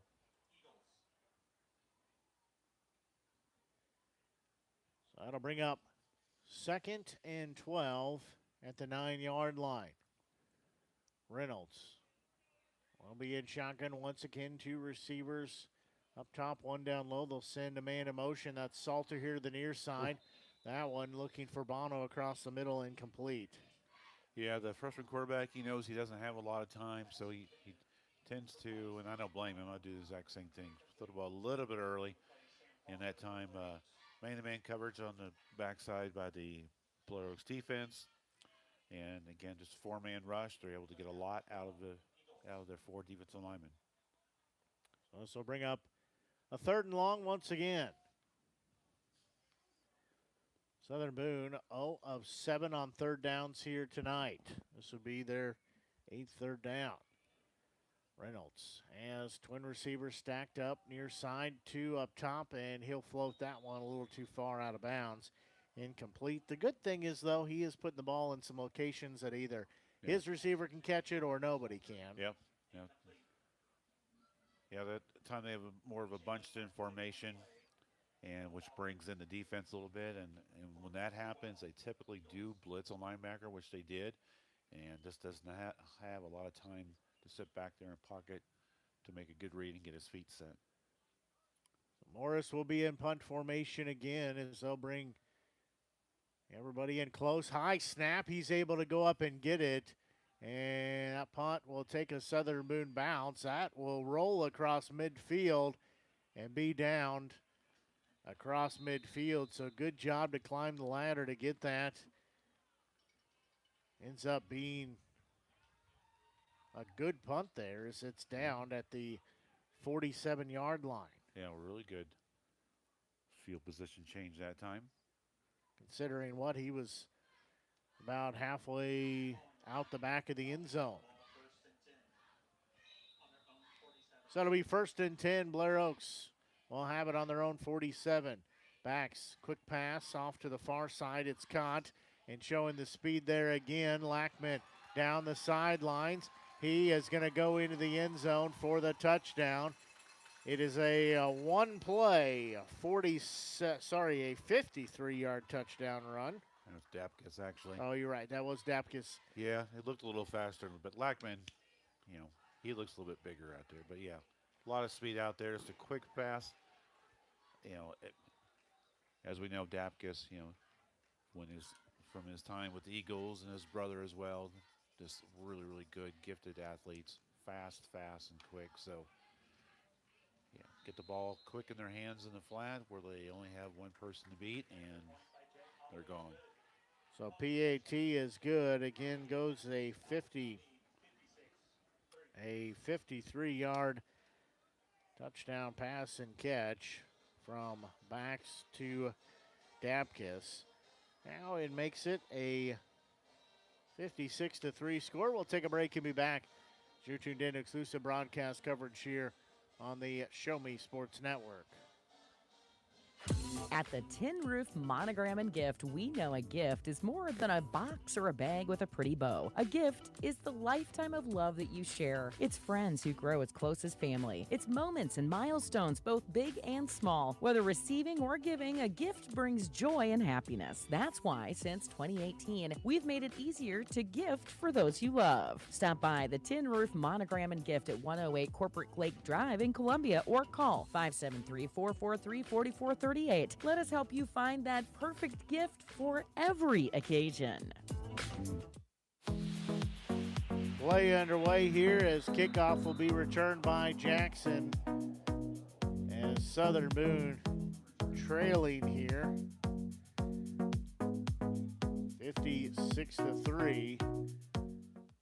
Southern Boone will have the football just shy of the 30-yard line.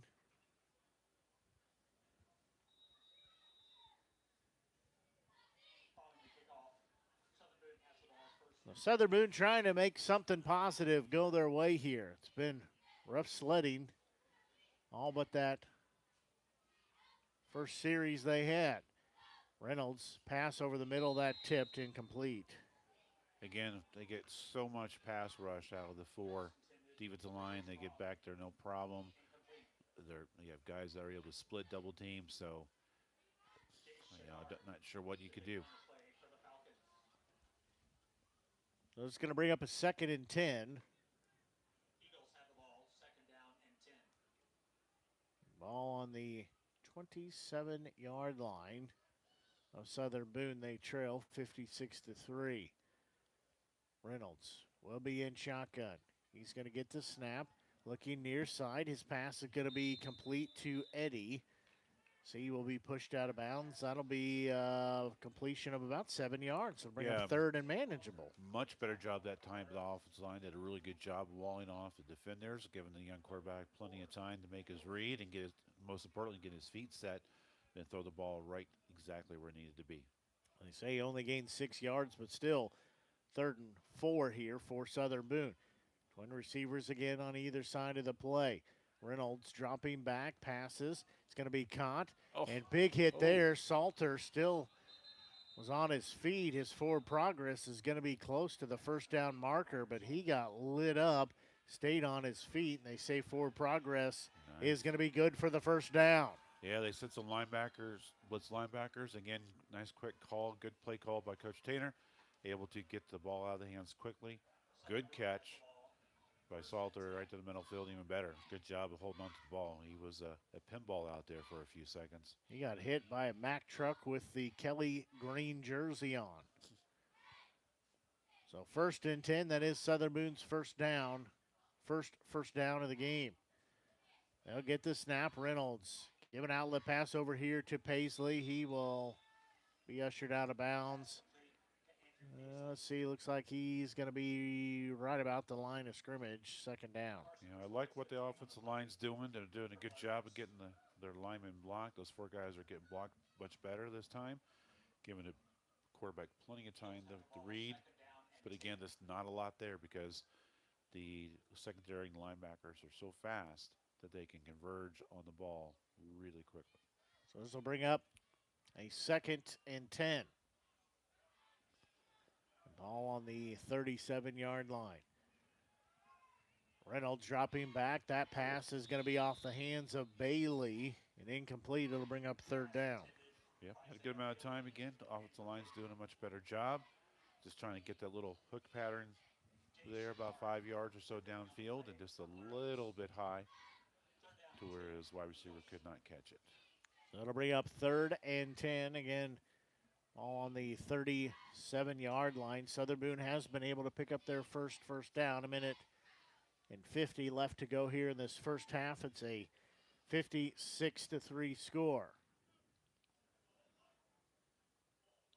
The 2 receivers will go over to the far side. One here, that's Eddie. They'll send him in motion. Reynolds going to throw across the middle. It's going to be picked off as that one is going to be a pick 6 and taken to the house from 45 yards out, as that one is going to be caught and taken back by the senior in Chase Chenard. Yeah, they don't blitz a lot, but again, they sent 2 extra linebackers that time, and the outside linebacker on the right side of their defense came through untouched, was able to get his shoulder pads right into the numbers, the chest of the quarterback, who threw the ball just a little bit off, and that gave the Falcons defender a good chance to catch it, and of course, as you can tell, take it to the end zone for a pick 6. So that one goes to the end zone. From about 45 yards out, that kick is no good.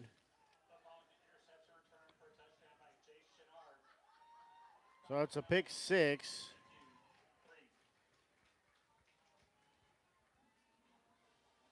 So Chenard takes it to the house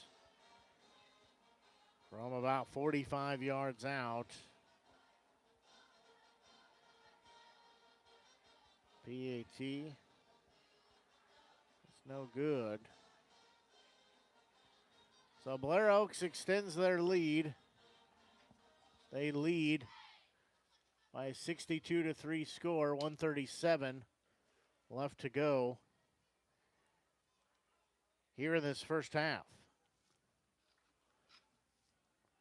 To keep this up, I'm going to run out of room on my scoring sheet. Yeah, you might have to figure out a different way to do a scoring summary during the halftime and end of the game. The ball is teed up. As kick will come to the near side here, it'll bounce and go out of bounds. Well, I guess if you want to be picky about the Falcons, their special teams, kick a little low. Their kickoff team is not quite as effective as we have seen in the past. So I'm sure Coach LePage will get that fixed by the time they get into the playoffs. I imagine they'll have next week off since they're the #1 seed in their district. So Southern Boone will have the football on their own 35-yard line. And they trail Blair Oaks here by a lot. It's a 3-man defensive line right now with the linebacker cheated up. 2. Reynolds is going to get the snap. He'll hand it off to Bailey. And, again, nowhere for him to go. He runs into the back of his own players. Yeah, that's an extremely efficient defense when you have 3 defensive linemen. They did have a linebacker walked up on the line as well, but just 3 to 4 guys, they're able to basically manhandle the Eagles' offensive line to be able to clog up the run ways. There's nowhere to run. Well, I do give Bailey maybe a half-yard gain. Twin receivers either side of the play. Reynolds in shotgun. He'll give it off Bailey, trying to work it near side again. He is just quickly taken down at the line of scrimmage. There's just nowhere for him to run with it. Yeah, 3-man line that time, and the second man to the ball was actually a defensive lineman. So 3-man line, and the defensive tackle is able to get off his block to make a tackle 5 yards in the flat. So I do say forward progress was for another foot, maybe. Yeah, maybe foot or so. So we'll bring up a 3rd and 9. Reynolds again in shotgun. Receiver either side. They'll give it to Bailey once again. Stutter step sideways. He does fall forward, so he gains another maybe half yard or so, but that will bring up a 4th down. Yeah, that time the Falcons brought a couple linebackers up, blitzed them, so they have little extra bodies in there. Very fortunate just to get a yard out of that. Time winding down as that will take us to halftime. As halftime here, it is a 62-3 score. As Blair Oaks leading Southern Boone, we're going to take a break and be back with our halftime show as you are tuned in to exclusive broadcast coverage of Southern Boone County Eagles football here on the home of the Eagles, the Show Me Sports Network. This copyrighted broadcast is an exclusive presentation of the Show Me Sports Network under the broadcasting rights granted therein. Reuse of this presentation is prohibited without the express written consent of the Show Me Sports Network. Announcers are provided by the Show Me Sports Network. See Looking to express your unique style? How about healthier, clear skin? Look no further than Mary Kay. For more than 60 years, Mary Kay has been offering a wide range of high-quality makeup and skincare products that empower you to shine and stand out in any setting. From luscious lipsticks to vibrant eyeshadows, flawless foundations to glowing highlights, moisturizing serum to blemish and acne regimens, Mary Kay's got you covered. If you don't have a Mary Kay beauty consultant, then I've got you covered. To get your best skin, call me, Cassandra Gazway, today at 417-684-2667 or visit online at marykay.com/Cassandra Gazway. Hi, I'm retired Army Sergeant Trent Dirks, and I want to tell you about an organization that saved and changed my life forever. Retrieving Freedom provides highly trained service dogs to veterans with disabilities and children with autism, absolutely free of charge, thanks to the generous donations and support from people just like you. Experts from Retrieving Freedom help throughout the entire process, from fostering programs through service dog placement. Retrieving Freedom gave me the skilled service dog Tracer, who has been my best friend and my lifeline. To find out more about how you can get involved, volunteer, foster, or to donate, visit their website, retrievingfreedom.org. Retrieving Freedom, changing lives through the training and placement of service dogs for veterans with disabilities and children with autism. Creating custom, handcrafted woodworking projects has never been easier. Become a member of Sawdust Studios and enjoy 24/7 access to a woodworker's paradise. Outfit with industry-leading professional-grade tools, Sawdust Studios offers endless woodworking possibilities. Don't have woodworking experience? No problem, as Sawdust Studios offers affordable classes from a community of woodworkers, experienced designers, and master craftsmen. Youth classes are also offered for those junior woodworkers. For more information, search Sawdust Studios on Facebook or find them online at sawdust247.com. Sawdust Studios, your community woodshop. At Southern Boone School District, our educators do more than just teach. Lives are being shaped for the future before they even enter a classroom. For students to succeed, it takes an entire district-wide team. Our students need you. Join Southern Boone School District's team today, now offering competitive salaries and benefits for all positions. Visit ashland.k12.mo.us and click on the Employment tab.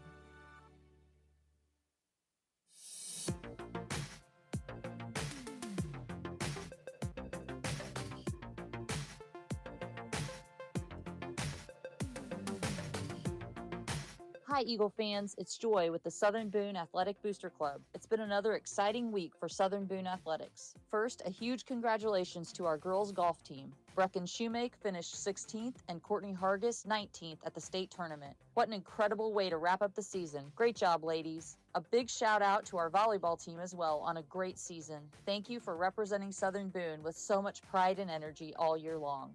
In softball, the Eagles are district champions. Good luck tomorrow at 2 o'clock right here in Southern Boone as they continue postseason play. Our boys soccer team is closing out regular season play this week before heading into districts. Good luck, guys. And best of luck to cross country as they compete in districts. And of course, it's halftime of our final regular season football game against Blair Oaks. Good luck to our football boys as they head into district play next Friday at home. As always, a big thank you to all our Booster Club volunteers and sponsors for helping make Eagle Athletics possible. Until next week, go Eagles!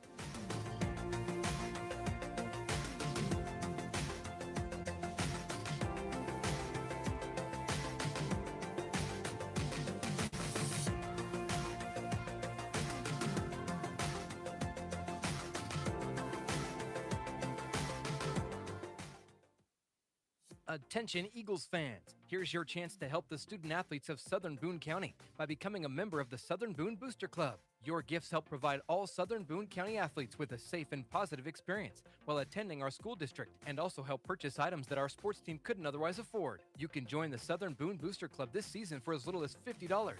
Membership is open to everyone. Interested in joining? Look them up on Facebook by searching Southern Boone Booster Club or email them at sbcathleticboosters@gmail.com. Let's go Eagles! At the Southern Boone Area YMCA, we're more than a gym. We're a community. From youth sports that teach teamwork and confidence, to group fitness classes that bring energy and encouragement, to programs that support your health and well-being at every age, the Y is here for you. Join your neighbors, your friends, your family, and discover how the Y can help you grow stronger in spirit, mind, and body. The Southern Boone Area YMCA is where community comes together. Stop by and see us at 405 South Main Street in Ashland, or give us a call at 573-657-9622. Southern Boone Area YMCA, here for good. Since 1951, Ren's Automotive has been the leader in complete automotive and tire services, proudly serving the Ashland community and southern Boone County area. Servicing all makes and models of vehicles, customer satisfaction is their top priority. If your vehicle leaves you stranded, no need to worry, as Ren's Automotive offers 24-hour towing services. To schedule an appointment, call 573-657-4614 or stop by and see Terry, Peggy, Derek, and the crew at 124 East Broadway in Ashland. Ren's Automotive, your full-service automotive repair shop for over 70 years. Power equipment is always cool, always. Well, unless it's not working, then power equipment is expensive. Always. Unless you get it checked with Salter Lawn Service. Don't worry about saving up for something new. Just let the experienced experts at Salter Lawn Service repair your small engines. With pickup and delivery available, saving you time and saving your wallet. Hey, this is Stacy Salter with Salter Lawn Service. One call, we do it all. You can find us at salterlawnservice.com. The Boone County Journal is the hometown newspaper of Ashland and Hartsburg since 1969. We know you're busy. Let us keep up with Southern Boone happenings for you. We cover social events, school sports, local government, Southern Boone history, obituaries, and more. Subscribe to the Journal today and get the paper delivered to your mailbox every Wednesday. Digital version also available. Call 573-657-2334 or visit bocojo.com. Independent and veteran owned. Here at halftime, as we'll take a look at your scoring summary, it is being brought to you by Cassandra Gazaway, Mary Kay Independent Beauty Consultant. Seeking to express your unique style? How about healthier, clear skin? Look no further than Mary Kay. For more than 60 years, Mary Kay has been offering a wide range of high-quality makeup and skincare products that empower you to shine and stand out in any setting. From luscious lipsticks to vibrant eyeshadows, flawless foundations to glowing highlights, moisturizing serum to blemish and acne regimens, Mary Kay's got you covered. If you don't have a Mary Kay beauty consultant, then I've got you covered. To get your best skin, call me, Cassandra Gazaway, today at 417-684-2667 or visit online at marykay.com/Cassandra Gazaway. Taking a look at our halftime scoring summary here as the slight rain begins to fall here at our ball game here tonight. Well, Southern Boone was able to have the lead early on after defense was able to get a fumble recovery. The offense, those stalled out, but they were able to get a 37-yard field goal by Bono. That gave Southern Boone a 3-0 lead. That was at the 9:58 mark in the first quarter. Then, since then it's been the Blair Oaks show, as Blair Oaks would score on the next 8 possessions. No, actually, they scored on the last 8 and 9 because they did have a missed field goal. But they would score an 8-yard touchdown run by Lackman. PAT was good. As a 7-play, 62-yard drive. Came with 8:16 left to go in the first. That made it a 7-3 Blair Oaks lead. Then Blair Oaks would score on an 18-yard touchdown run by Lackman. PAT was good. That was a 1-play, 18-yard drive with 6:38 left to go in the first quarter. It was a 14-3 score for Blair Oaks.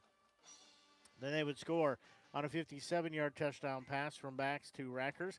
1-play, 57-yard drives. That came with 4:11 left to go in the first. That made it 21-3. Then an 11-yard touchdown pass from backs to Dapkus. PAT was good. That was a 3-play, 46-yard drive. That came with 2:48 left to go in the first quarter. It was a 28-3 advantage for Blair Oaks. Then the Falcons would punch it in one more time on a 40-yard touchdown run by Lackman. PAT was good. That was a 6-play, 71-yard drive that came to close out the end of the first quarter. That gave Blair Oaks a 35-3 lead. Then it would be a 13-yard touchdown run by backs. PAT was good. 2-play, 21-yard drive. That came at 9:45 left to go in the first half. Blair Oaks leads 42-3. Then the Falcons would add on a 37-yard touchdown pass from backs to Lackman. 6-play, 56-yard drive. That came with 5:57 left to go in the first half. That was a 49-3 Blair Oaks lead. Then the Falcons would score again on a 53-yard touchdown pass from Bax to Dapkus. PAT was good. That was a one-play, 53-yard drive.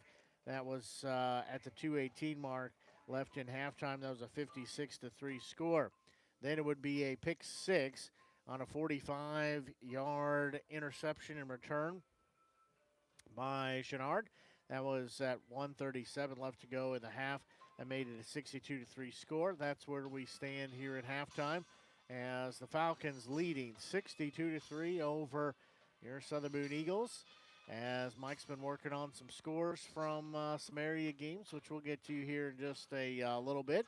As we're going to take another quick break and be back as you're tuned in to actually that look at our halftime scoring summary was brought to you by Cassandra Gazaway, Mary Kay Independent Beauty Consultant. We're going to take a break and be back as you're tuned in to exclusive broadcast coverage of Southern Boone County Eagles football here on the Show Me Sports Network. We need you. We need you. We need you. We need you now more than ever. The Southern Boone School District is hiring part-time bus drivers for route athletics and activities with no experience necessary. Our drivers enjoy flexible work hours, paid on-site CDL training, and paid time off, all while helping our community. The position offers competitive pay. Go visit sbschools.us/employment.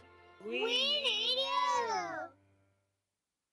At the Tin Roof Monogram and Gift, we know a gift is more than a box or a bag with a pretty bow. A gift is the lifetime of love that you share. It's friends who grow as close as family. It's moments and milestones, both big and small. Whether receiving or giving, a gift brings joy and happiness. That's why, since 2018, we've made it easier to gift for those you love. Stop by the Tin Roof Monogram and Gift at 108 Corporate Lake Drive in Columbia or call 573-443-4438. Let us help you find that perfect gift for every occasion. Seeking to express your unique style? How about healthier, clear skin? Look no further than Mary Kay. For more than 60 years, Mary Kay has been offering a wide range of high-quality makeup and skincare products that empower you to shine and stand out in any setting. From luscious lipsticks to vibrant eyeshadows, flawless foundations to glowing highlights, moisturizing serum to blemish and acne regimens, Mary Kay's got you covered. If you don't have a Mary Kay beauty consultant, then I've got you covered. To get your best skin, call me, Cassandra Gazaway, today at 417-684-2667 or visit online at marykay.com/Cassandra Gazaway. Hi, I'm retired Army Sergeant Trent Dirks, and I want to tell you about an organization that saved and changed my life forever. Retrieving Freedom provides highly trained service dogs to veterans with disabilities and children with autism, absolutely free of charge, thanks to the generous donations and support from people just like you. Experts from Retrieving Freedom help throughout the entire process, from fostering programs through service dog placement. Retrieving Freedom gave me the skilled service dog Tracer, who has been my best friend and my lifeline. To find out more about how you can get involved, volunteer, foster, or to donate, visit their website, retrievingfreedom.org. Retrieving Freedom, changing lives through the training and placement of service dogs for veterans with disabilities and children with autism. Creating custom, handcrafted woodworking projects has never been easier. Become a member of Sawdust Studios and enjoy 24/7 access to a woodworker's paradise. Outfit with industry-leading professional-grade tools, Sawdust Studios offers endless woodworking possibilities. Don't have woodworking experience? No problem, as Sawdust Studios offers affordable classes from a community of woodworkers, experienced designers, and master craftsmen. Youth classes are also offered for those junior woodworkers. For more information, search Sawdust Studios on Facebook or find them online at sawdust247.com. Sawdust Studios, your community woodshop. At Southern Boone School District, our educators do more than just teach. Lives are being shaped for the future before they even enter a classroom. For students to succeed, it takes an entire district-wide team. Our students need you.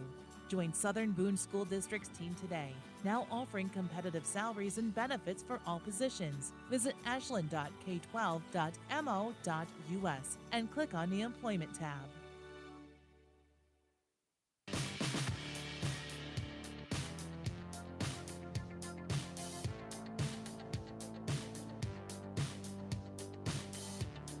Well, a little drizzle continuing to fall here as Southern Boone trails by the 62-3 score, as Mike's been working on getting some scores from some of the area games.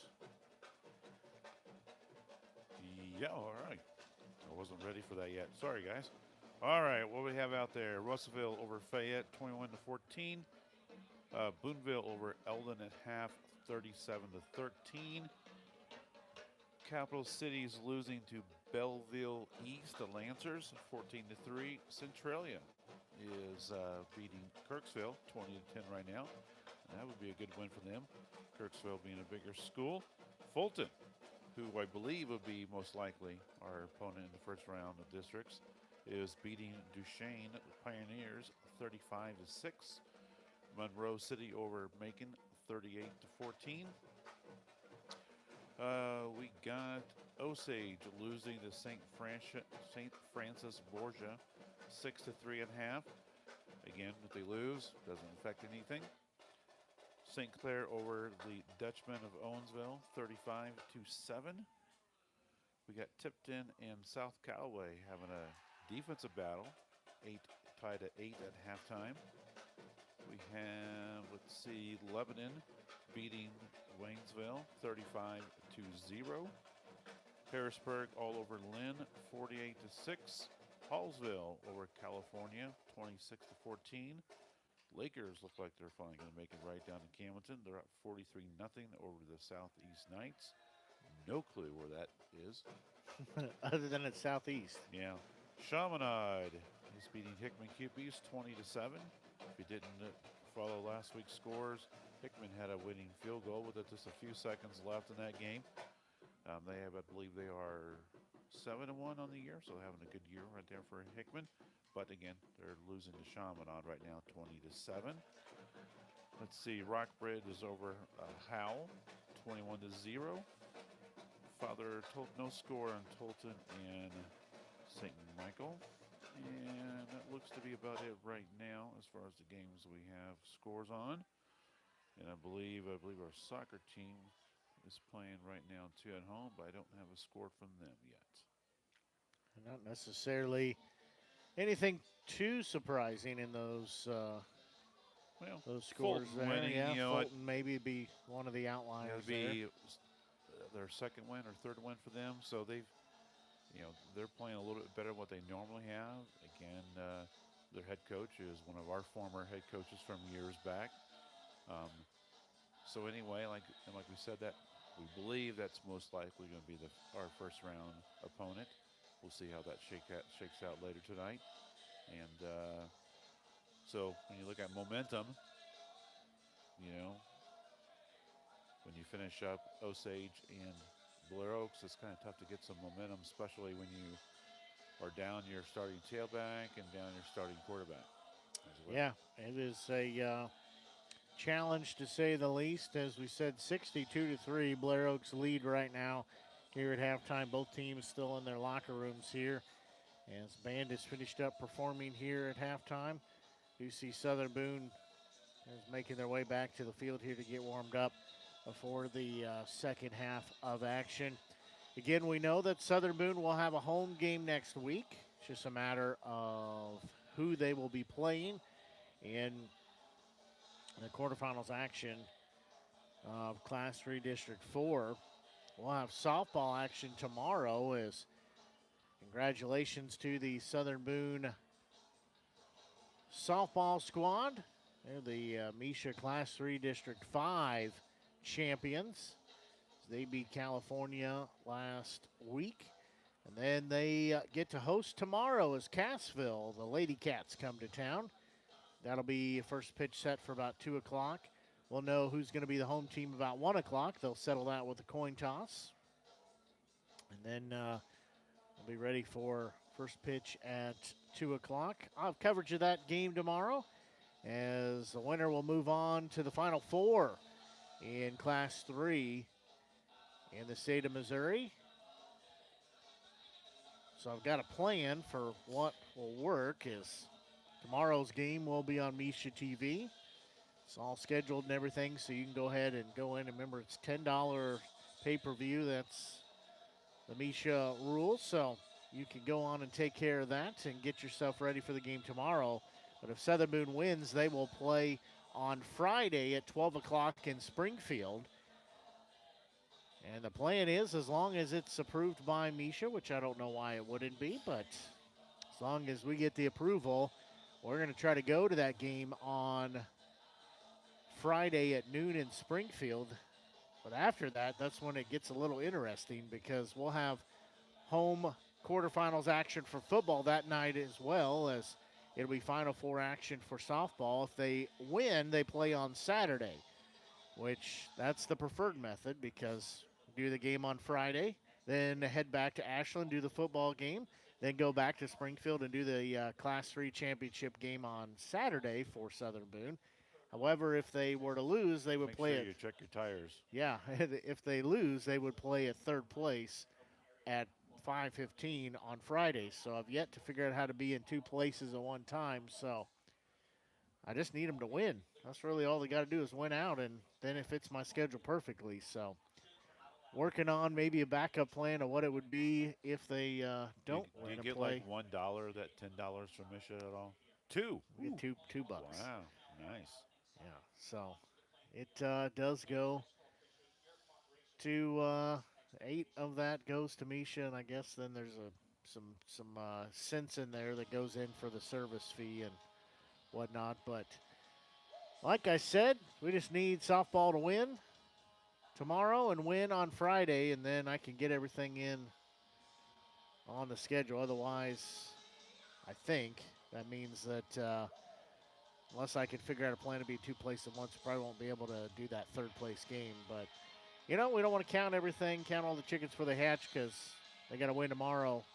If they're unable to, then Cassville would move on and be the Southern Boone boys soccer did win tonight. Oh, they got the win. 8-0. Miles Butler and Braden Watson both had 3 goals apiece. Only came to play lead tonight. Over Green Ridge, which I don't know where Green Ridge is. Green Ridge is down towards Sedalia. Oh, okay. Yeah. I think I remember passing a sign. It is not a very very big, large yeah. school district, but soccer is a program that they are one of those that maybe doesn't put a lot of emphasis on football, but puts a little more emphasis on soccer. So that's a good win for Southern Boone nonetheless. I just saw a highlight of Eldon scoring a touchdown on a hook and ladder play. Well, Don't see those very often. Well, I don't know. Last time I saw one, and we saw it. Well, you didn't see. You weren't at the game, but a few weeks ago saw one. So that game I was talking. I don't know. Last time I saw a hook and ladder play, it'd been a little while. But seems like it's awful effective. So both teams finishing up their warm-ups and will be about set to begin play. And for those that you don't know, high school rules in the second half, once the lead is over a certain point, and we are certainly there, the clock is then running, except for, I believe, change of possessions and stoppage of time for officiating and things of that nature. So. And I'm not saying they're going to run more time off the clock, but with it being as big a spread as it is, they are going to try to let as much time go as possible. Yeah, and if you're Blair Oaks, your coaches, what do? I mean, normally you'd like to at least get your starters at least a series on both offense and defense to kind of, you are trying to coach them as well. They've had some issues they need to get cleaned up as well. So as coaches, you like to at least play them for a quarter, and you still have a lot to build on as well, too, for the year. So Southern Boone will receive the kick as that is going to bounce and be taken near the goal line, as I think they thought that was going to go out of bounds, but it never did. Yeah, he initially tried to field it, but once he realized he could not field it cleanly, he thought it might go out of bounds, but it's kind of died there between the 10 and the 5-yard line, and that allowed ample opportunity for the coverage team for the Falcons to get down. So Southern Boone will take over. It'll be 1st and 10. All at their own 17-yard line. Southern Boone has the ball, 1st and 10 on their own 17. Well, Reynolds will come back here. So we'll see Two backs in the backfield, one on either side, and lucky that that was not a loose ball. It was low snap, and Bailey able to kind of flip it up to himself.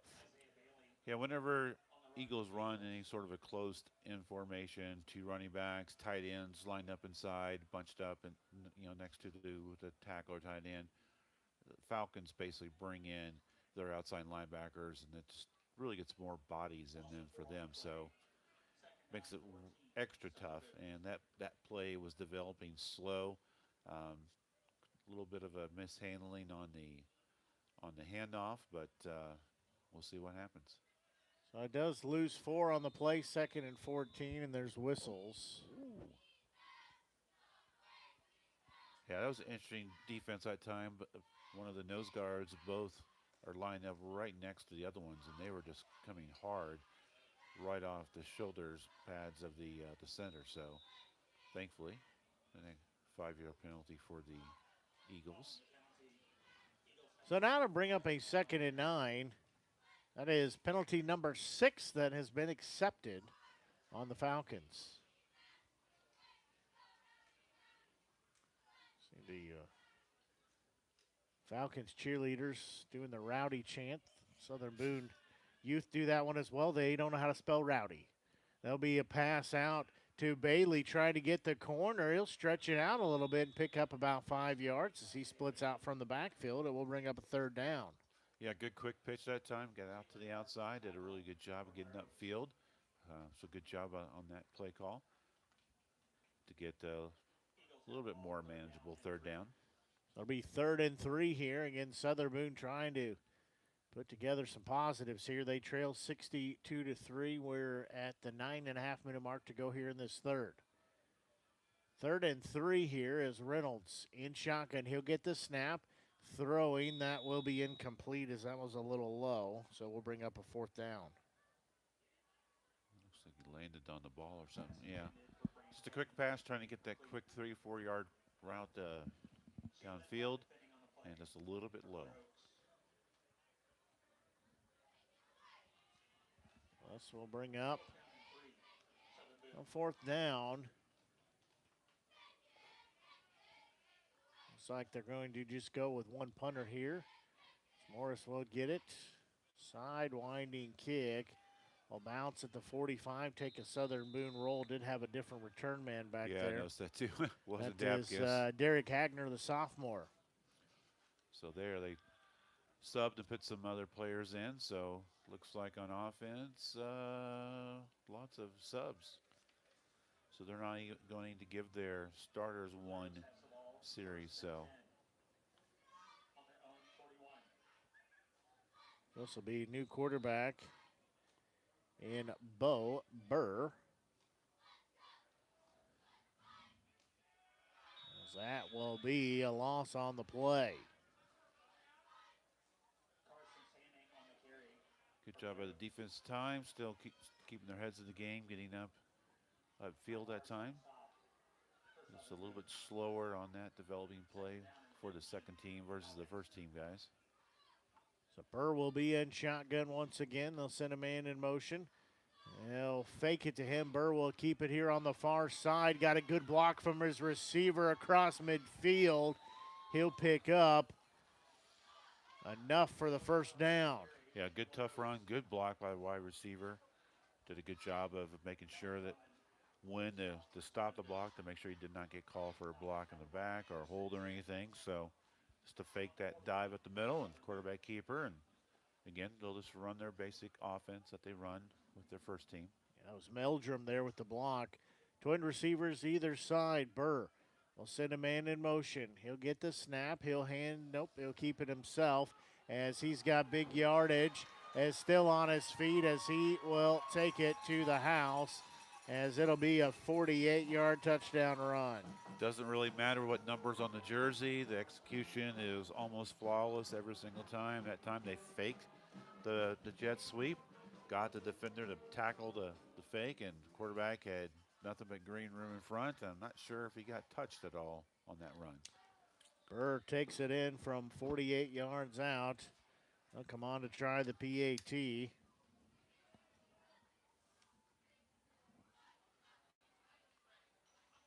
Kick is up. Kick is good. So that extends the lead. Now it is a 69-3 score in favor of Blair Oaks. Clock stops 6:55. We'll take a break and be back. You're tuned in to broadcast coverage of Southern Boone County Eagles football here on the Show Me Sports Network. Attention Eagles fans, here's your chance to help the student athletes of Southern Boone County by becoming a member of the Southern Boone Booster Club. Your gifts help provide all Southern Boone County athletes with a safe and positive experience while attending our school district, and also help purchase items that our sports team couldn't otherwise afford. You can join the Southern Boone Booster Club this season for as little as $50. Membership is open to everyone. Interested in joining? Look them up on Facebook by searching Southern Boone Booster Club or email them at sbcathleticboosters@gmail.com. Let's go Eagles!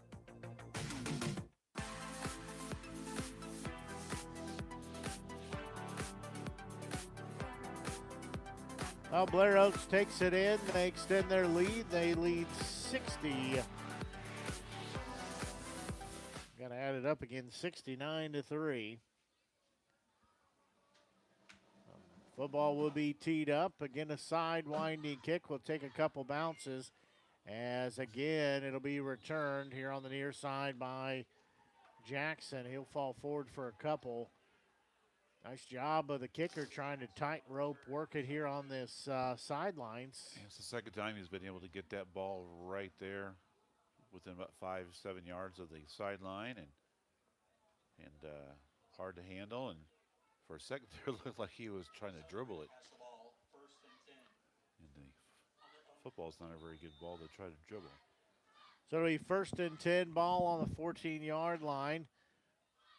Southern Boone's own 14-yard line. We'll have twin receivers here on the near side, one up top. As taking it up the middle. Not much there. There was a lot of work, but not much net for Bailey. Yeah, evaded the first defender about a yard or two in the backfield and did a good job of getting past that person. But again, like we talked about, just good team speed. Doesn't matter if it's the first team or second team or third team or fourth team. They just get to the ball very, very quick.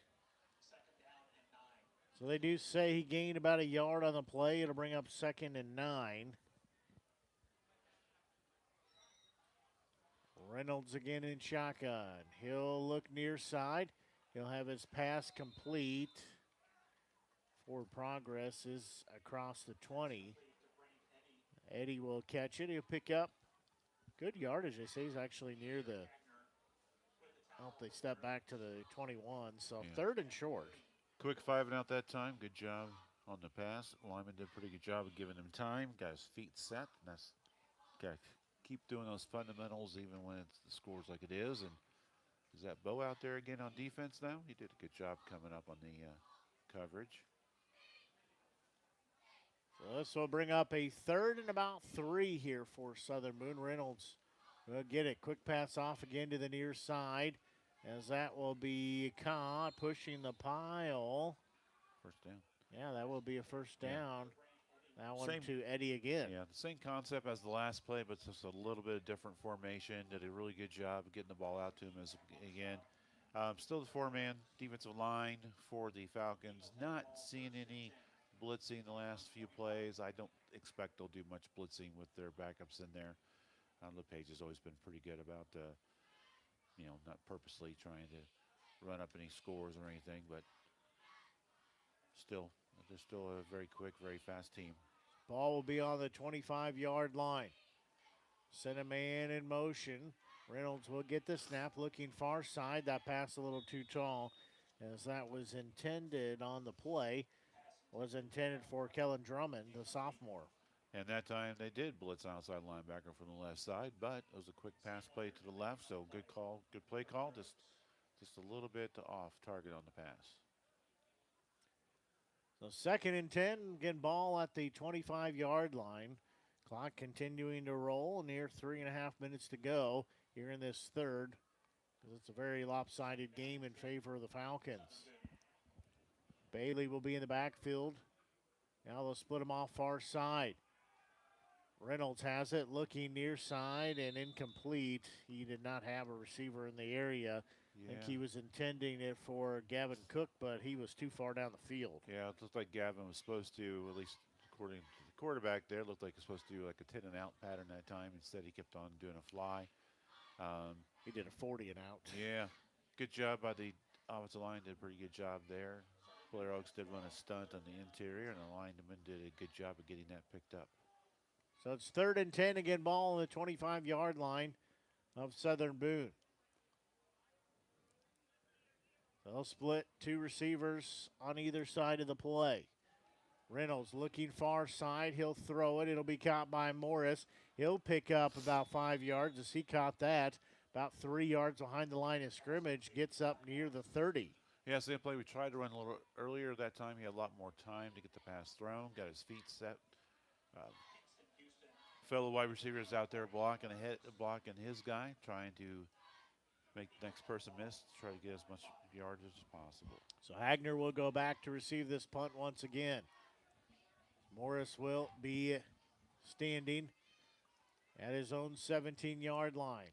High snap. He'll knock it down with one hand and get the boot off, as that one will bounce across midfield and take a Southern Boone bounce. No return there. Great job that time to make sure to get the ball, and like you said, looked like he kind of like put a hand up to kind of bat it up in the air to keep it from going over his head into the end zone. Good job of collecting the ball, and then pretty favorable kick and pretty decent, good 30-some yards or so on the field swap, so effective. So this will bring up a 1st and 10 for Blair Oaks. Eagles are 42. getting some extra players in there on defense right now as well too, so it's good to get these young guys. But when that happens, sometimes you miss getting a player out there. Clock nearing a minute to go here in this 3rd. Send a man in motion. Burr will keep it himself straight up the middle, and he is into the second wave before he's tripped up. He'll pick up about 8. Yeah, similar play to one he scored on, but just going a different direction. Fake the jet sweep, going from left to right. And like before, going to no huddle. Keeps the Eagles from getting players in and off, but I think they just are more comfortable of getting lined up and kind of see what the defense is going to give and make the play call from the sidelines. 2nd and 3. Burr again in shotgun. He'll send a man in motion. He'll give it up the middle. Not a big run there by Skylar Lutens, the junior, but he'll pick up 3 or 4 to bring up 3rd and very short. Yeah, the dive has been working really well for them. That time 32 for the Eagles did a good job of coming up and sticking the hole and keeping the momentum from the running back going downfield. Well, that is going to wind down the time here to the end of the 3rd quarter. So that will be the end of the 3rd. That'll take us to a break here as it's 69-3 in favor of Blair Oaks. We'll take a break and be back as you're tuned in to exclusive broadcast coverage of Southern Boone County Eagles football here on the Show Me Sports Network. At the Southern Boone Area YMCA, we're more than a gym. We're a community. From youth sports that teach teamwork and confidence to group fitness classes that bring energy and encouragement to programs that support your health and well-being at every age. The Y is here for you. Join your neighbors, your friends, your family, and discover how the Y can help you grow stronger in spirit, mind, and body. The Southern Boone Area YMCA is where community comes together. Stop by and see us at 405 South Main Street in Ashland, or give us a call at 573-657-9622. Southern Boone Area YMCA, here for good.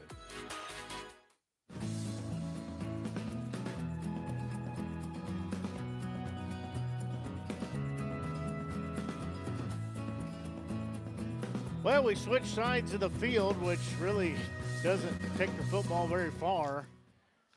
As it'll be 3rd and 1, they'll give it off straight up the middle. Ball carrier again. That one big yardage, as that one Lutens is going to pick up enough to move the chains. Yeah. Dive off the right-hand side. Good blocking by the offensive lineman. And great running by the young running back. Kept his feet going, kept him high. And nice big gain. So we bring up 1st and 10 ball at the 31-yard line for the Falcons. Sub in, switch some guys here. I'll send 2 receivers far side, 1 here on the near side. Sorry, 2 here on the near side. So Twins either way. Burr will send a man in motion here to the near side. He'll keep the football, taking it up the middle, cutting it outside, now back inside, and he'll be tripped up near the 10-yard line. Yeah, great block by number 70 of the Falcons. Did a good job. Just a quick little pull to the right-hand side, kick the defensive end out. Running back does a good job of following this block. Just beautiful blocking by the offensive line. So it'll be 1st and 10 ball at the 11-yard line. So they could get a first down without getting in the end zone here. Blair Oaks, everybody turning and looking over at the sidelines. Now they'll get set with 6 on the play clock. Burr will send a man in motion. He will give it off. Luton takes it up the middle. He will pick up a couple yards. It'll bring up a 2nd down. Yeah, just a basic run play at the middle to basically bring the back in motion, do a dive straight up the middle, pull your right guard from the right to the left, and just a double team with the left guard in the center on the point of attack, and just a good push by the offensive line. 2nd and 7. Ball on the 8-yard line. Blair Oaks again leading 69-3. And they'll hand it off to Luton's again, and he will be down at about the 4. Yeah, same play going to the right this time. Again, you pull your left guard to the right. They do a really good job at the point of attack with the double team, and good job with that guard coming out and kicking out the defensive end. So it'll be 3rd down and 3 at the 40-yard line. Clock rolling under 9.5 minutes to go. And long look in as they get the call from the sidelines. Burr will get the snap. He'll hand it straight up the middle on a 40-yard touchdown run. Is Luton. Just a beautiful blocking job with the offensive line. Just a huge hole, untouched into the end zone. Basically the same play 3-4 times in a row. So Luton's takes it in from 4 yards out. We'll come on to try the PAT.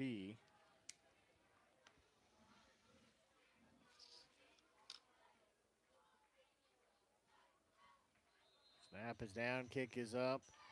Kick is good.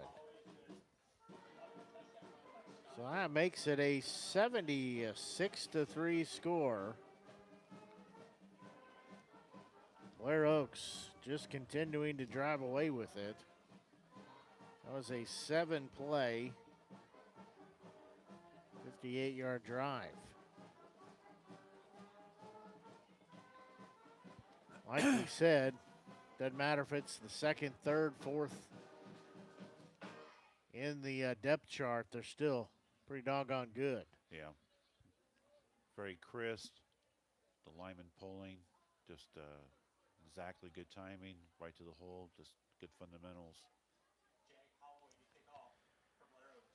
So Southern Boone will get the football back here. Clock stopped, 8:58 left to go in the ball game. That kick will be, again, mishandled. That one, though, goes out of bounds. But did it touch him first? Awful close. It's only a 30-yard difference. Yep, they're going to say it touched the return man, so. Mental mistake there for Southern Boone. Yep.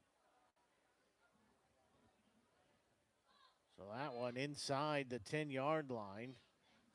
Well, Southern Boone deep in their own territory here. Just further to go the score, correct? That's right. More room to work with.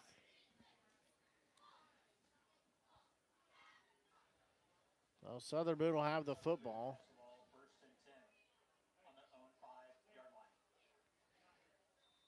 They say ball is on the 5-yard line for Southern Boone. Reynolds will be in shotgun standing on his own goal line. He'll give it off straight up the middle. Pile falls forward, so a couple yards gain there, second down. Yeah, nice 4-yard gain. Just to try to get a little bit of room. Just kind of quick dive up the middle. Good job by the offensive lineman.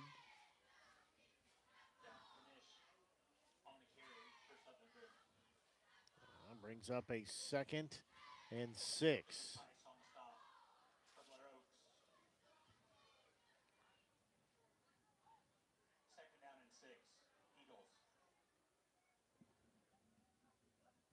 Two receivers here to the near side. Again, running it up the middle. And Jack Kennish, the freshman running back, has checked in. He's had this carry, the one before. It'll bring up third down. Yeah, a little bit more tough sledding that time. Just a couple yards on the kept play. Just nothing too crazy out there. Just trying to give a little bit of room. Just dives at the middle. So 3rd and 5 here. Twin receivers to either side of the play once again. Reynolds in shotgun. He'll get the snap. He's looking. He's going to throw it up. As that is going to be caught across the 40. As going out and getting that, that's Knox Talley, the sophomore. Yeah, great job by the offensive line, giving plenty of time. He had a chance to get his feet set. And I really like what the wide receiver did that time. He kind of slowed down a little bit to kind of keep the defender from getting to the ball, which allowed him to kind of give a last little burst and jump or stretch to get the ball. So nicely executed. Great job by the offensive line. Big time play right there, as that's a 30-plus yard pass completion. Trip receivers far side. Reynolds looking over there. That one is going to be too far in front of its intended and target. That's Kennish. It'll be second down. Had the right play call that time. A little extra pressure up the middle. Linebacker was coming hard. Good job by the offensive line to stonewall the defense, and the pass is just a little bit off target that time, but he had some room to run. Clock rolling, 5.5 minutes to go. 2nd and 10 for Southern Boone. Ball on the 43-yard line. Reynolds rolling that way. And again, trying to get a little short pass over there and get some yards after catch, but it's incomplete. Yeah, second time in a row, Blair Oaks is sending some heat. Had a couple extra linebackers going that time. Had the right play call going away from the blitzing linebackers, but just never could get his feet set, never get set to make a good pass. So 3rd and 10, ball on the 43-yard line. And Southern Boone trailing. We're under 5 minutes to go here in the ball game. Twin receivers either way. Reynolds will get the snap. He's looking far side. He will throw it. It'll be caught. As going up and getting that is Matthew Oyiwale, the freshman. Yeah, great hands that time. Defense was well covering that time. Did a good job of catching the ball, bringing it in to, I guess, a manageable 4th down. So now it'll be 4th and about 4. Looks like Southern Boone is going to go for it. And I'll have to rethink that. As flag comes in, for the moment, they've got the first down, but I think one of the wide receivers jumped. Yeah, a false start that time. Great job again. What offensive line's starting to click here with the second unit, doing a good job of picking up the blitzing linebackers. Yeah, I was way wrong earlier when I said I didn't think that the Blair Oaks would be blitzing many linebackers, but they have blitzed quite a bit on most plays. So, and again, good passing, got the ball where it needed to be. Great catch by the wide receivers again. So, but unfortunately, all for naught. Southern Boone will punt this now. It's unfortunate, too, because they had the first down by a couple of yards. So now it'll be 4th and 8. Morris into punt. Got the punt off. His return man is going to let that go past him, and that one's going to be down inside the 10-yard line. That is where Blair Oaks will take over with it. It's like the same quarterback coming out. Imagine we'll see dives up the middle. Clock rolling, 3:20 left to go here in regulation. First and 10. They'll be on their own 9-yard line. Barring the biggest comeback of all time, it's going to be a successful senior night for the Falcons. I'll give it up the middle. Not a lot of room there. Nice job of the defense that time. I think they're kind of thinking of what I'm thinking, that they're going to be running up the middle, so the linebackers might be kind of cheating a little bit, but hey, whatever it takes. So nice job of the defense that time. Say gained 1 yard on the play. Clock under 2.5 minutes to go. Blair Oaks content to let some time wind off the clock.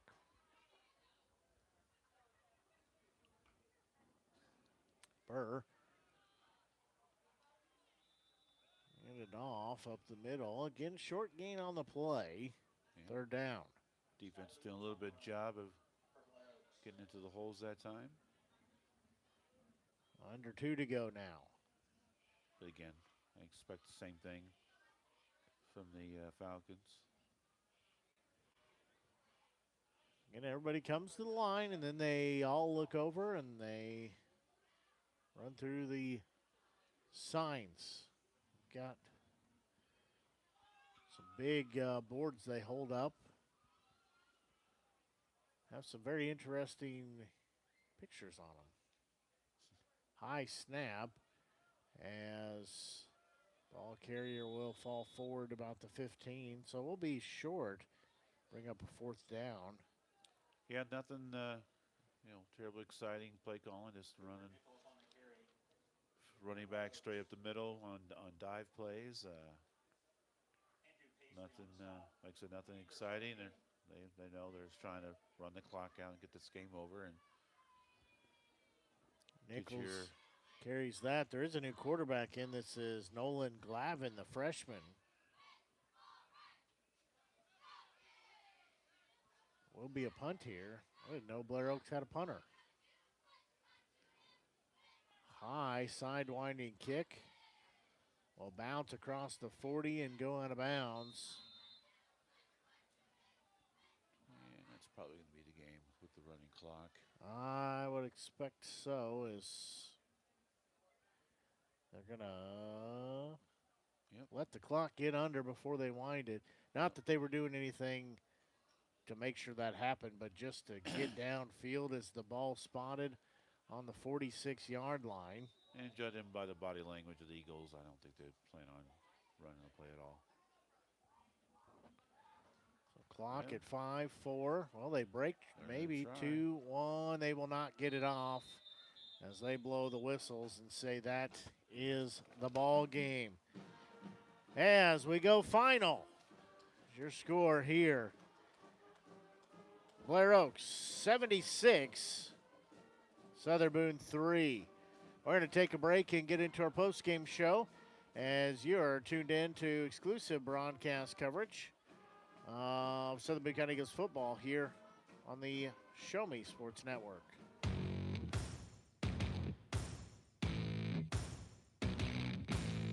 You've been listening to Southern Boone County Eagles football on the exclusive home for Eagles football, the Show Me Sports Network. Exclusive play-by-play coverage of Southern Boone County Eagles football has been brought to you by Boone County Journal, Cassandra Gazaway, Mary Kay Independent Beauty Consultant, Country with a Heart, Eddie Goodell Society, Han Custom Laser Engraving LLC, Last Sentinel Firearms, Retrieving Freedom, Salter Loan Service LLC, Sawdust Studios, Southern Boone Area YMCA, Southern Boone Booster Club, the Tin Roof Monogram and Gift, and Ren's Automotive. The biggest and absolute best coverage in mid-Missouri continues as you're just moments away from the exclusive post-game show. You're listening to exclusive coverage of Southern Boone County Eagles football on the Eagles Radio Network.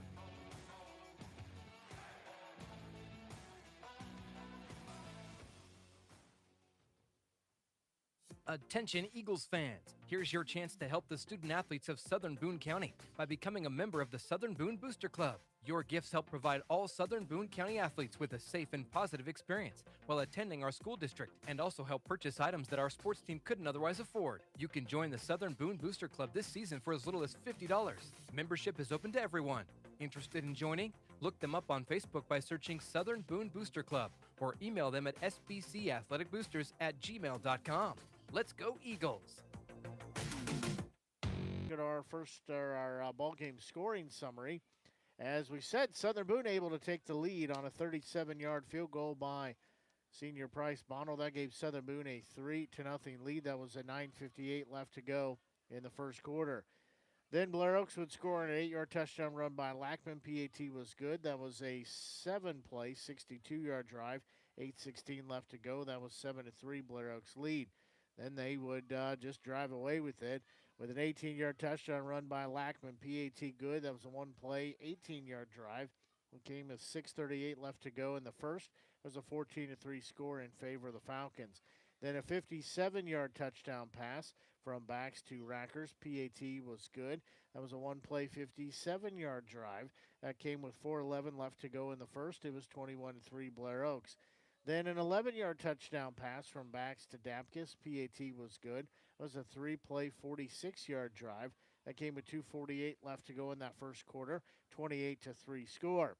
Then they would score one more time on a 40-yard touchdown run by Lackman. PAT was good. It was a 6-play, 71-yard drive. That came with time expiring in the first quarter. That made it a 35-3 lead. Then Blair Oaks would score on a 13-yard touchdown run by backs. That was at the 9:45 mark in the second quarter. That was a 2-play, 21-yard drive that made it 42-3. Then a 37-yard touchdown pass from backs to Lackman. PAT was good. That was a 6-play, 56-yard drive with 5:59 left to go before halftime. 49-3 score. Then it was a 53-yard touchdown pass from backs to Dapkus. PAT was good. 1-play, 53-yard drive. That came with 2:48 left to go before halftime. That made it 56-3. Then the defense would get involved on a pick six as a 45-yard pick six interception by Chenard. The PAT was no good.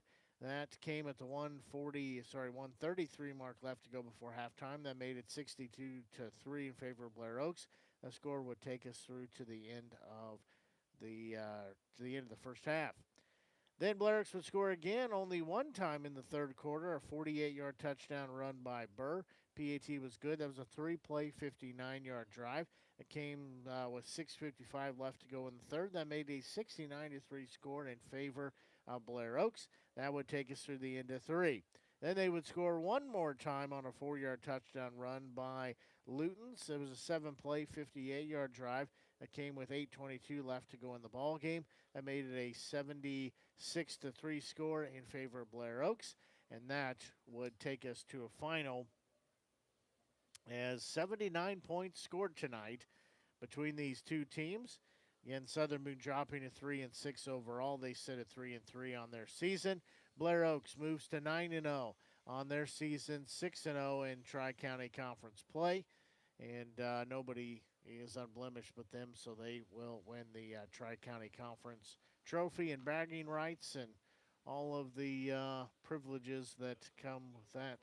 It does not. It probably doesn't move at all. So it stays in the trophy case here at Blair Oaks High School. So Mike will have some scores from some of the area games here for us in just a second. As we know, Southern Boone will be playing next week in quarterfinals action in Class 3 District 4 quarterfinals action. We'll just have to wait to see exactly who they'll be playing. But we know they will be at home. So, Mike, you've got some scores for us? Yeah, let's get caught up on some scores here. As soon as it loads. Okay. Russellville over Fayette 41-20 in the fourth quarter. Harrisburg over Lynn 50-14 in the fourth quarter. Hallsville's got a comfortable lead going right now against California, 47-22. Capital City's losing to Belleville East, 27-3. Hold on here. All right, here we go. Borgia and Osage are in the fourth quarter, with Borgia beating Osage 12-10 right now, but game's close. St. Clair over Owensville 48-15, also in the fourth quarter. Let's see, you got Fulton, comfortable lead over the Duchesne Pioneers 42-6. That's a third quarter score at this point. Hickman coming back to get close to Chaminade. That game's now 23-21. Chaminade over Hickman. Let's see, Monroe City over Macon 54-14. Rockbridge is beating Howell 21-3. Tipton and South Callaway. Tipton's now at 23-8. That was an 8-8 halftime score, if you recall. So Tipton's having a pretty good year this year. Another high-scoring game. Warsaw over Pleasant Hope, 86-6. So worse than us. Battle losing to Troy Buchanan, 42-6. Moberly, last score there was 28-22 over Orchard Farm. We had kind of thought that would be a loss for Moberly, but look at them. Let's see. Versailles is losing to Sherwood, 20-0. Booneville all over Eldon, winning 58-19. Camden shuts out the Knights of Southeast, 63-0. We got Centralia holding on to beat Kirksville 20-17, so good win for Centralia. They've had a pretty nice year this year. Lebanon is over Waynesville 56-7, and that's all the games that are caught up for right now. Let's see if we have anything caught up on our standings. I don't think the standings will change much. I think the point totals will change, but for the most part, I think the rankings will pretty much sit where they're at. So we know Southern Boone should be at home next week. It's just a matter California, of who since they'll they play. lost, they're going to be Hallsville win, so they're 3-6. If Fulton holds on, they'll be 2-7. So yeah. So it looks like Fulton will be coming to Southern Boone, so that would be an interesting game to see how that goes, especially after the last 2 weeks that the Eagles have had. So definitely a interesting coaching job that the coaching staff has in front of them this week. Got to keep everyone excited because it all starts from scratch. You know, this is what we've talked about in the past. Is one of the beautiful things about the the Missouri way they do the playoffs. And everyone's got a chance. Yep.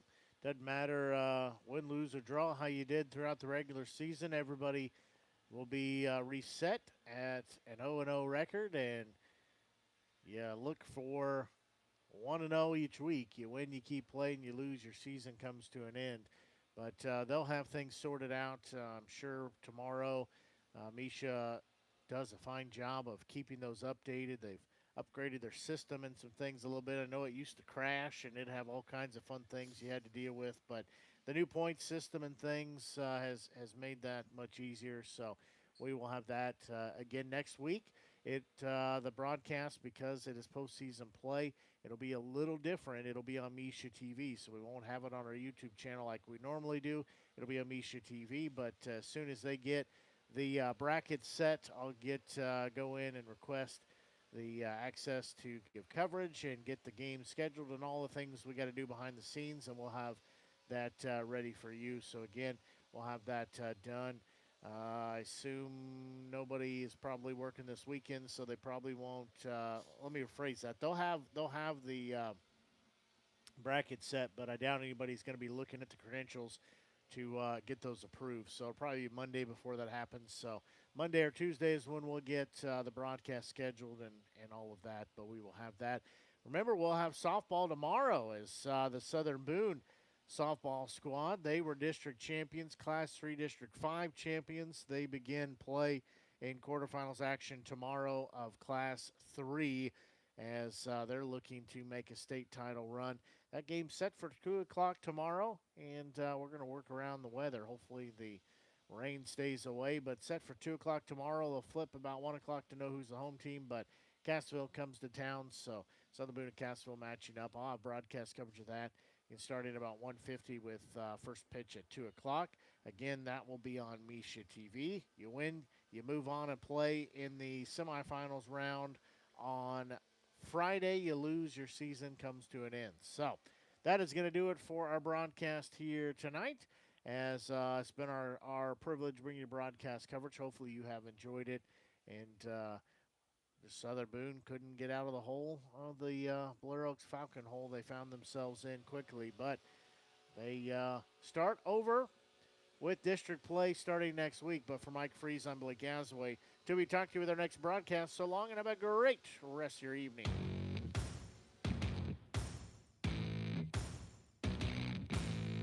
You've been listening to the biggest and absolute best coverage in mid-Missouri on the exclusive home for Southern Boone County Eagles football, the Show Me Sports Network and the Eagles Radio Network. The Show Me Sports Network broadcast crew are the ones that know your Eagles the best. Exclusive coverage of Southern Boone County Eagles football has been brought to you by Boone County Journal, Cassandra Gazaway, Mary Kay Independent Beauty Consultant, Country with a Heart, Eddie Goodell Society, Han Custom Laser Engraving, LLC, Last Sentinel Firearms, Retrieving Freedom, Salter Loan Service, LLC, Sawdust Studios, Southern Boone Area YMCA, Southern Boone Booster Club, the Tin Roof Monogram and Gift, and Ren's Automotive.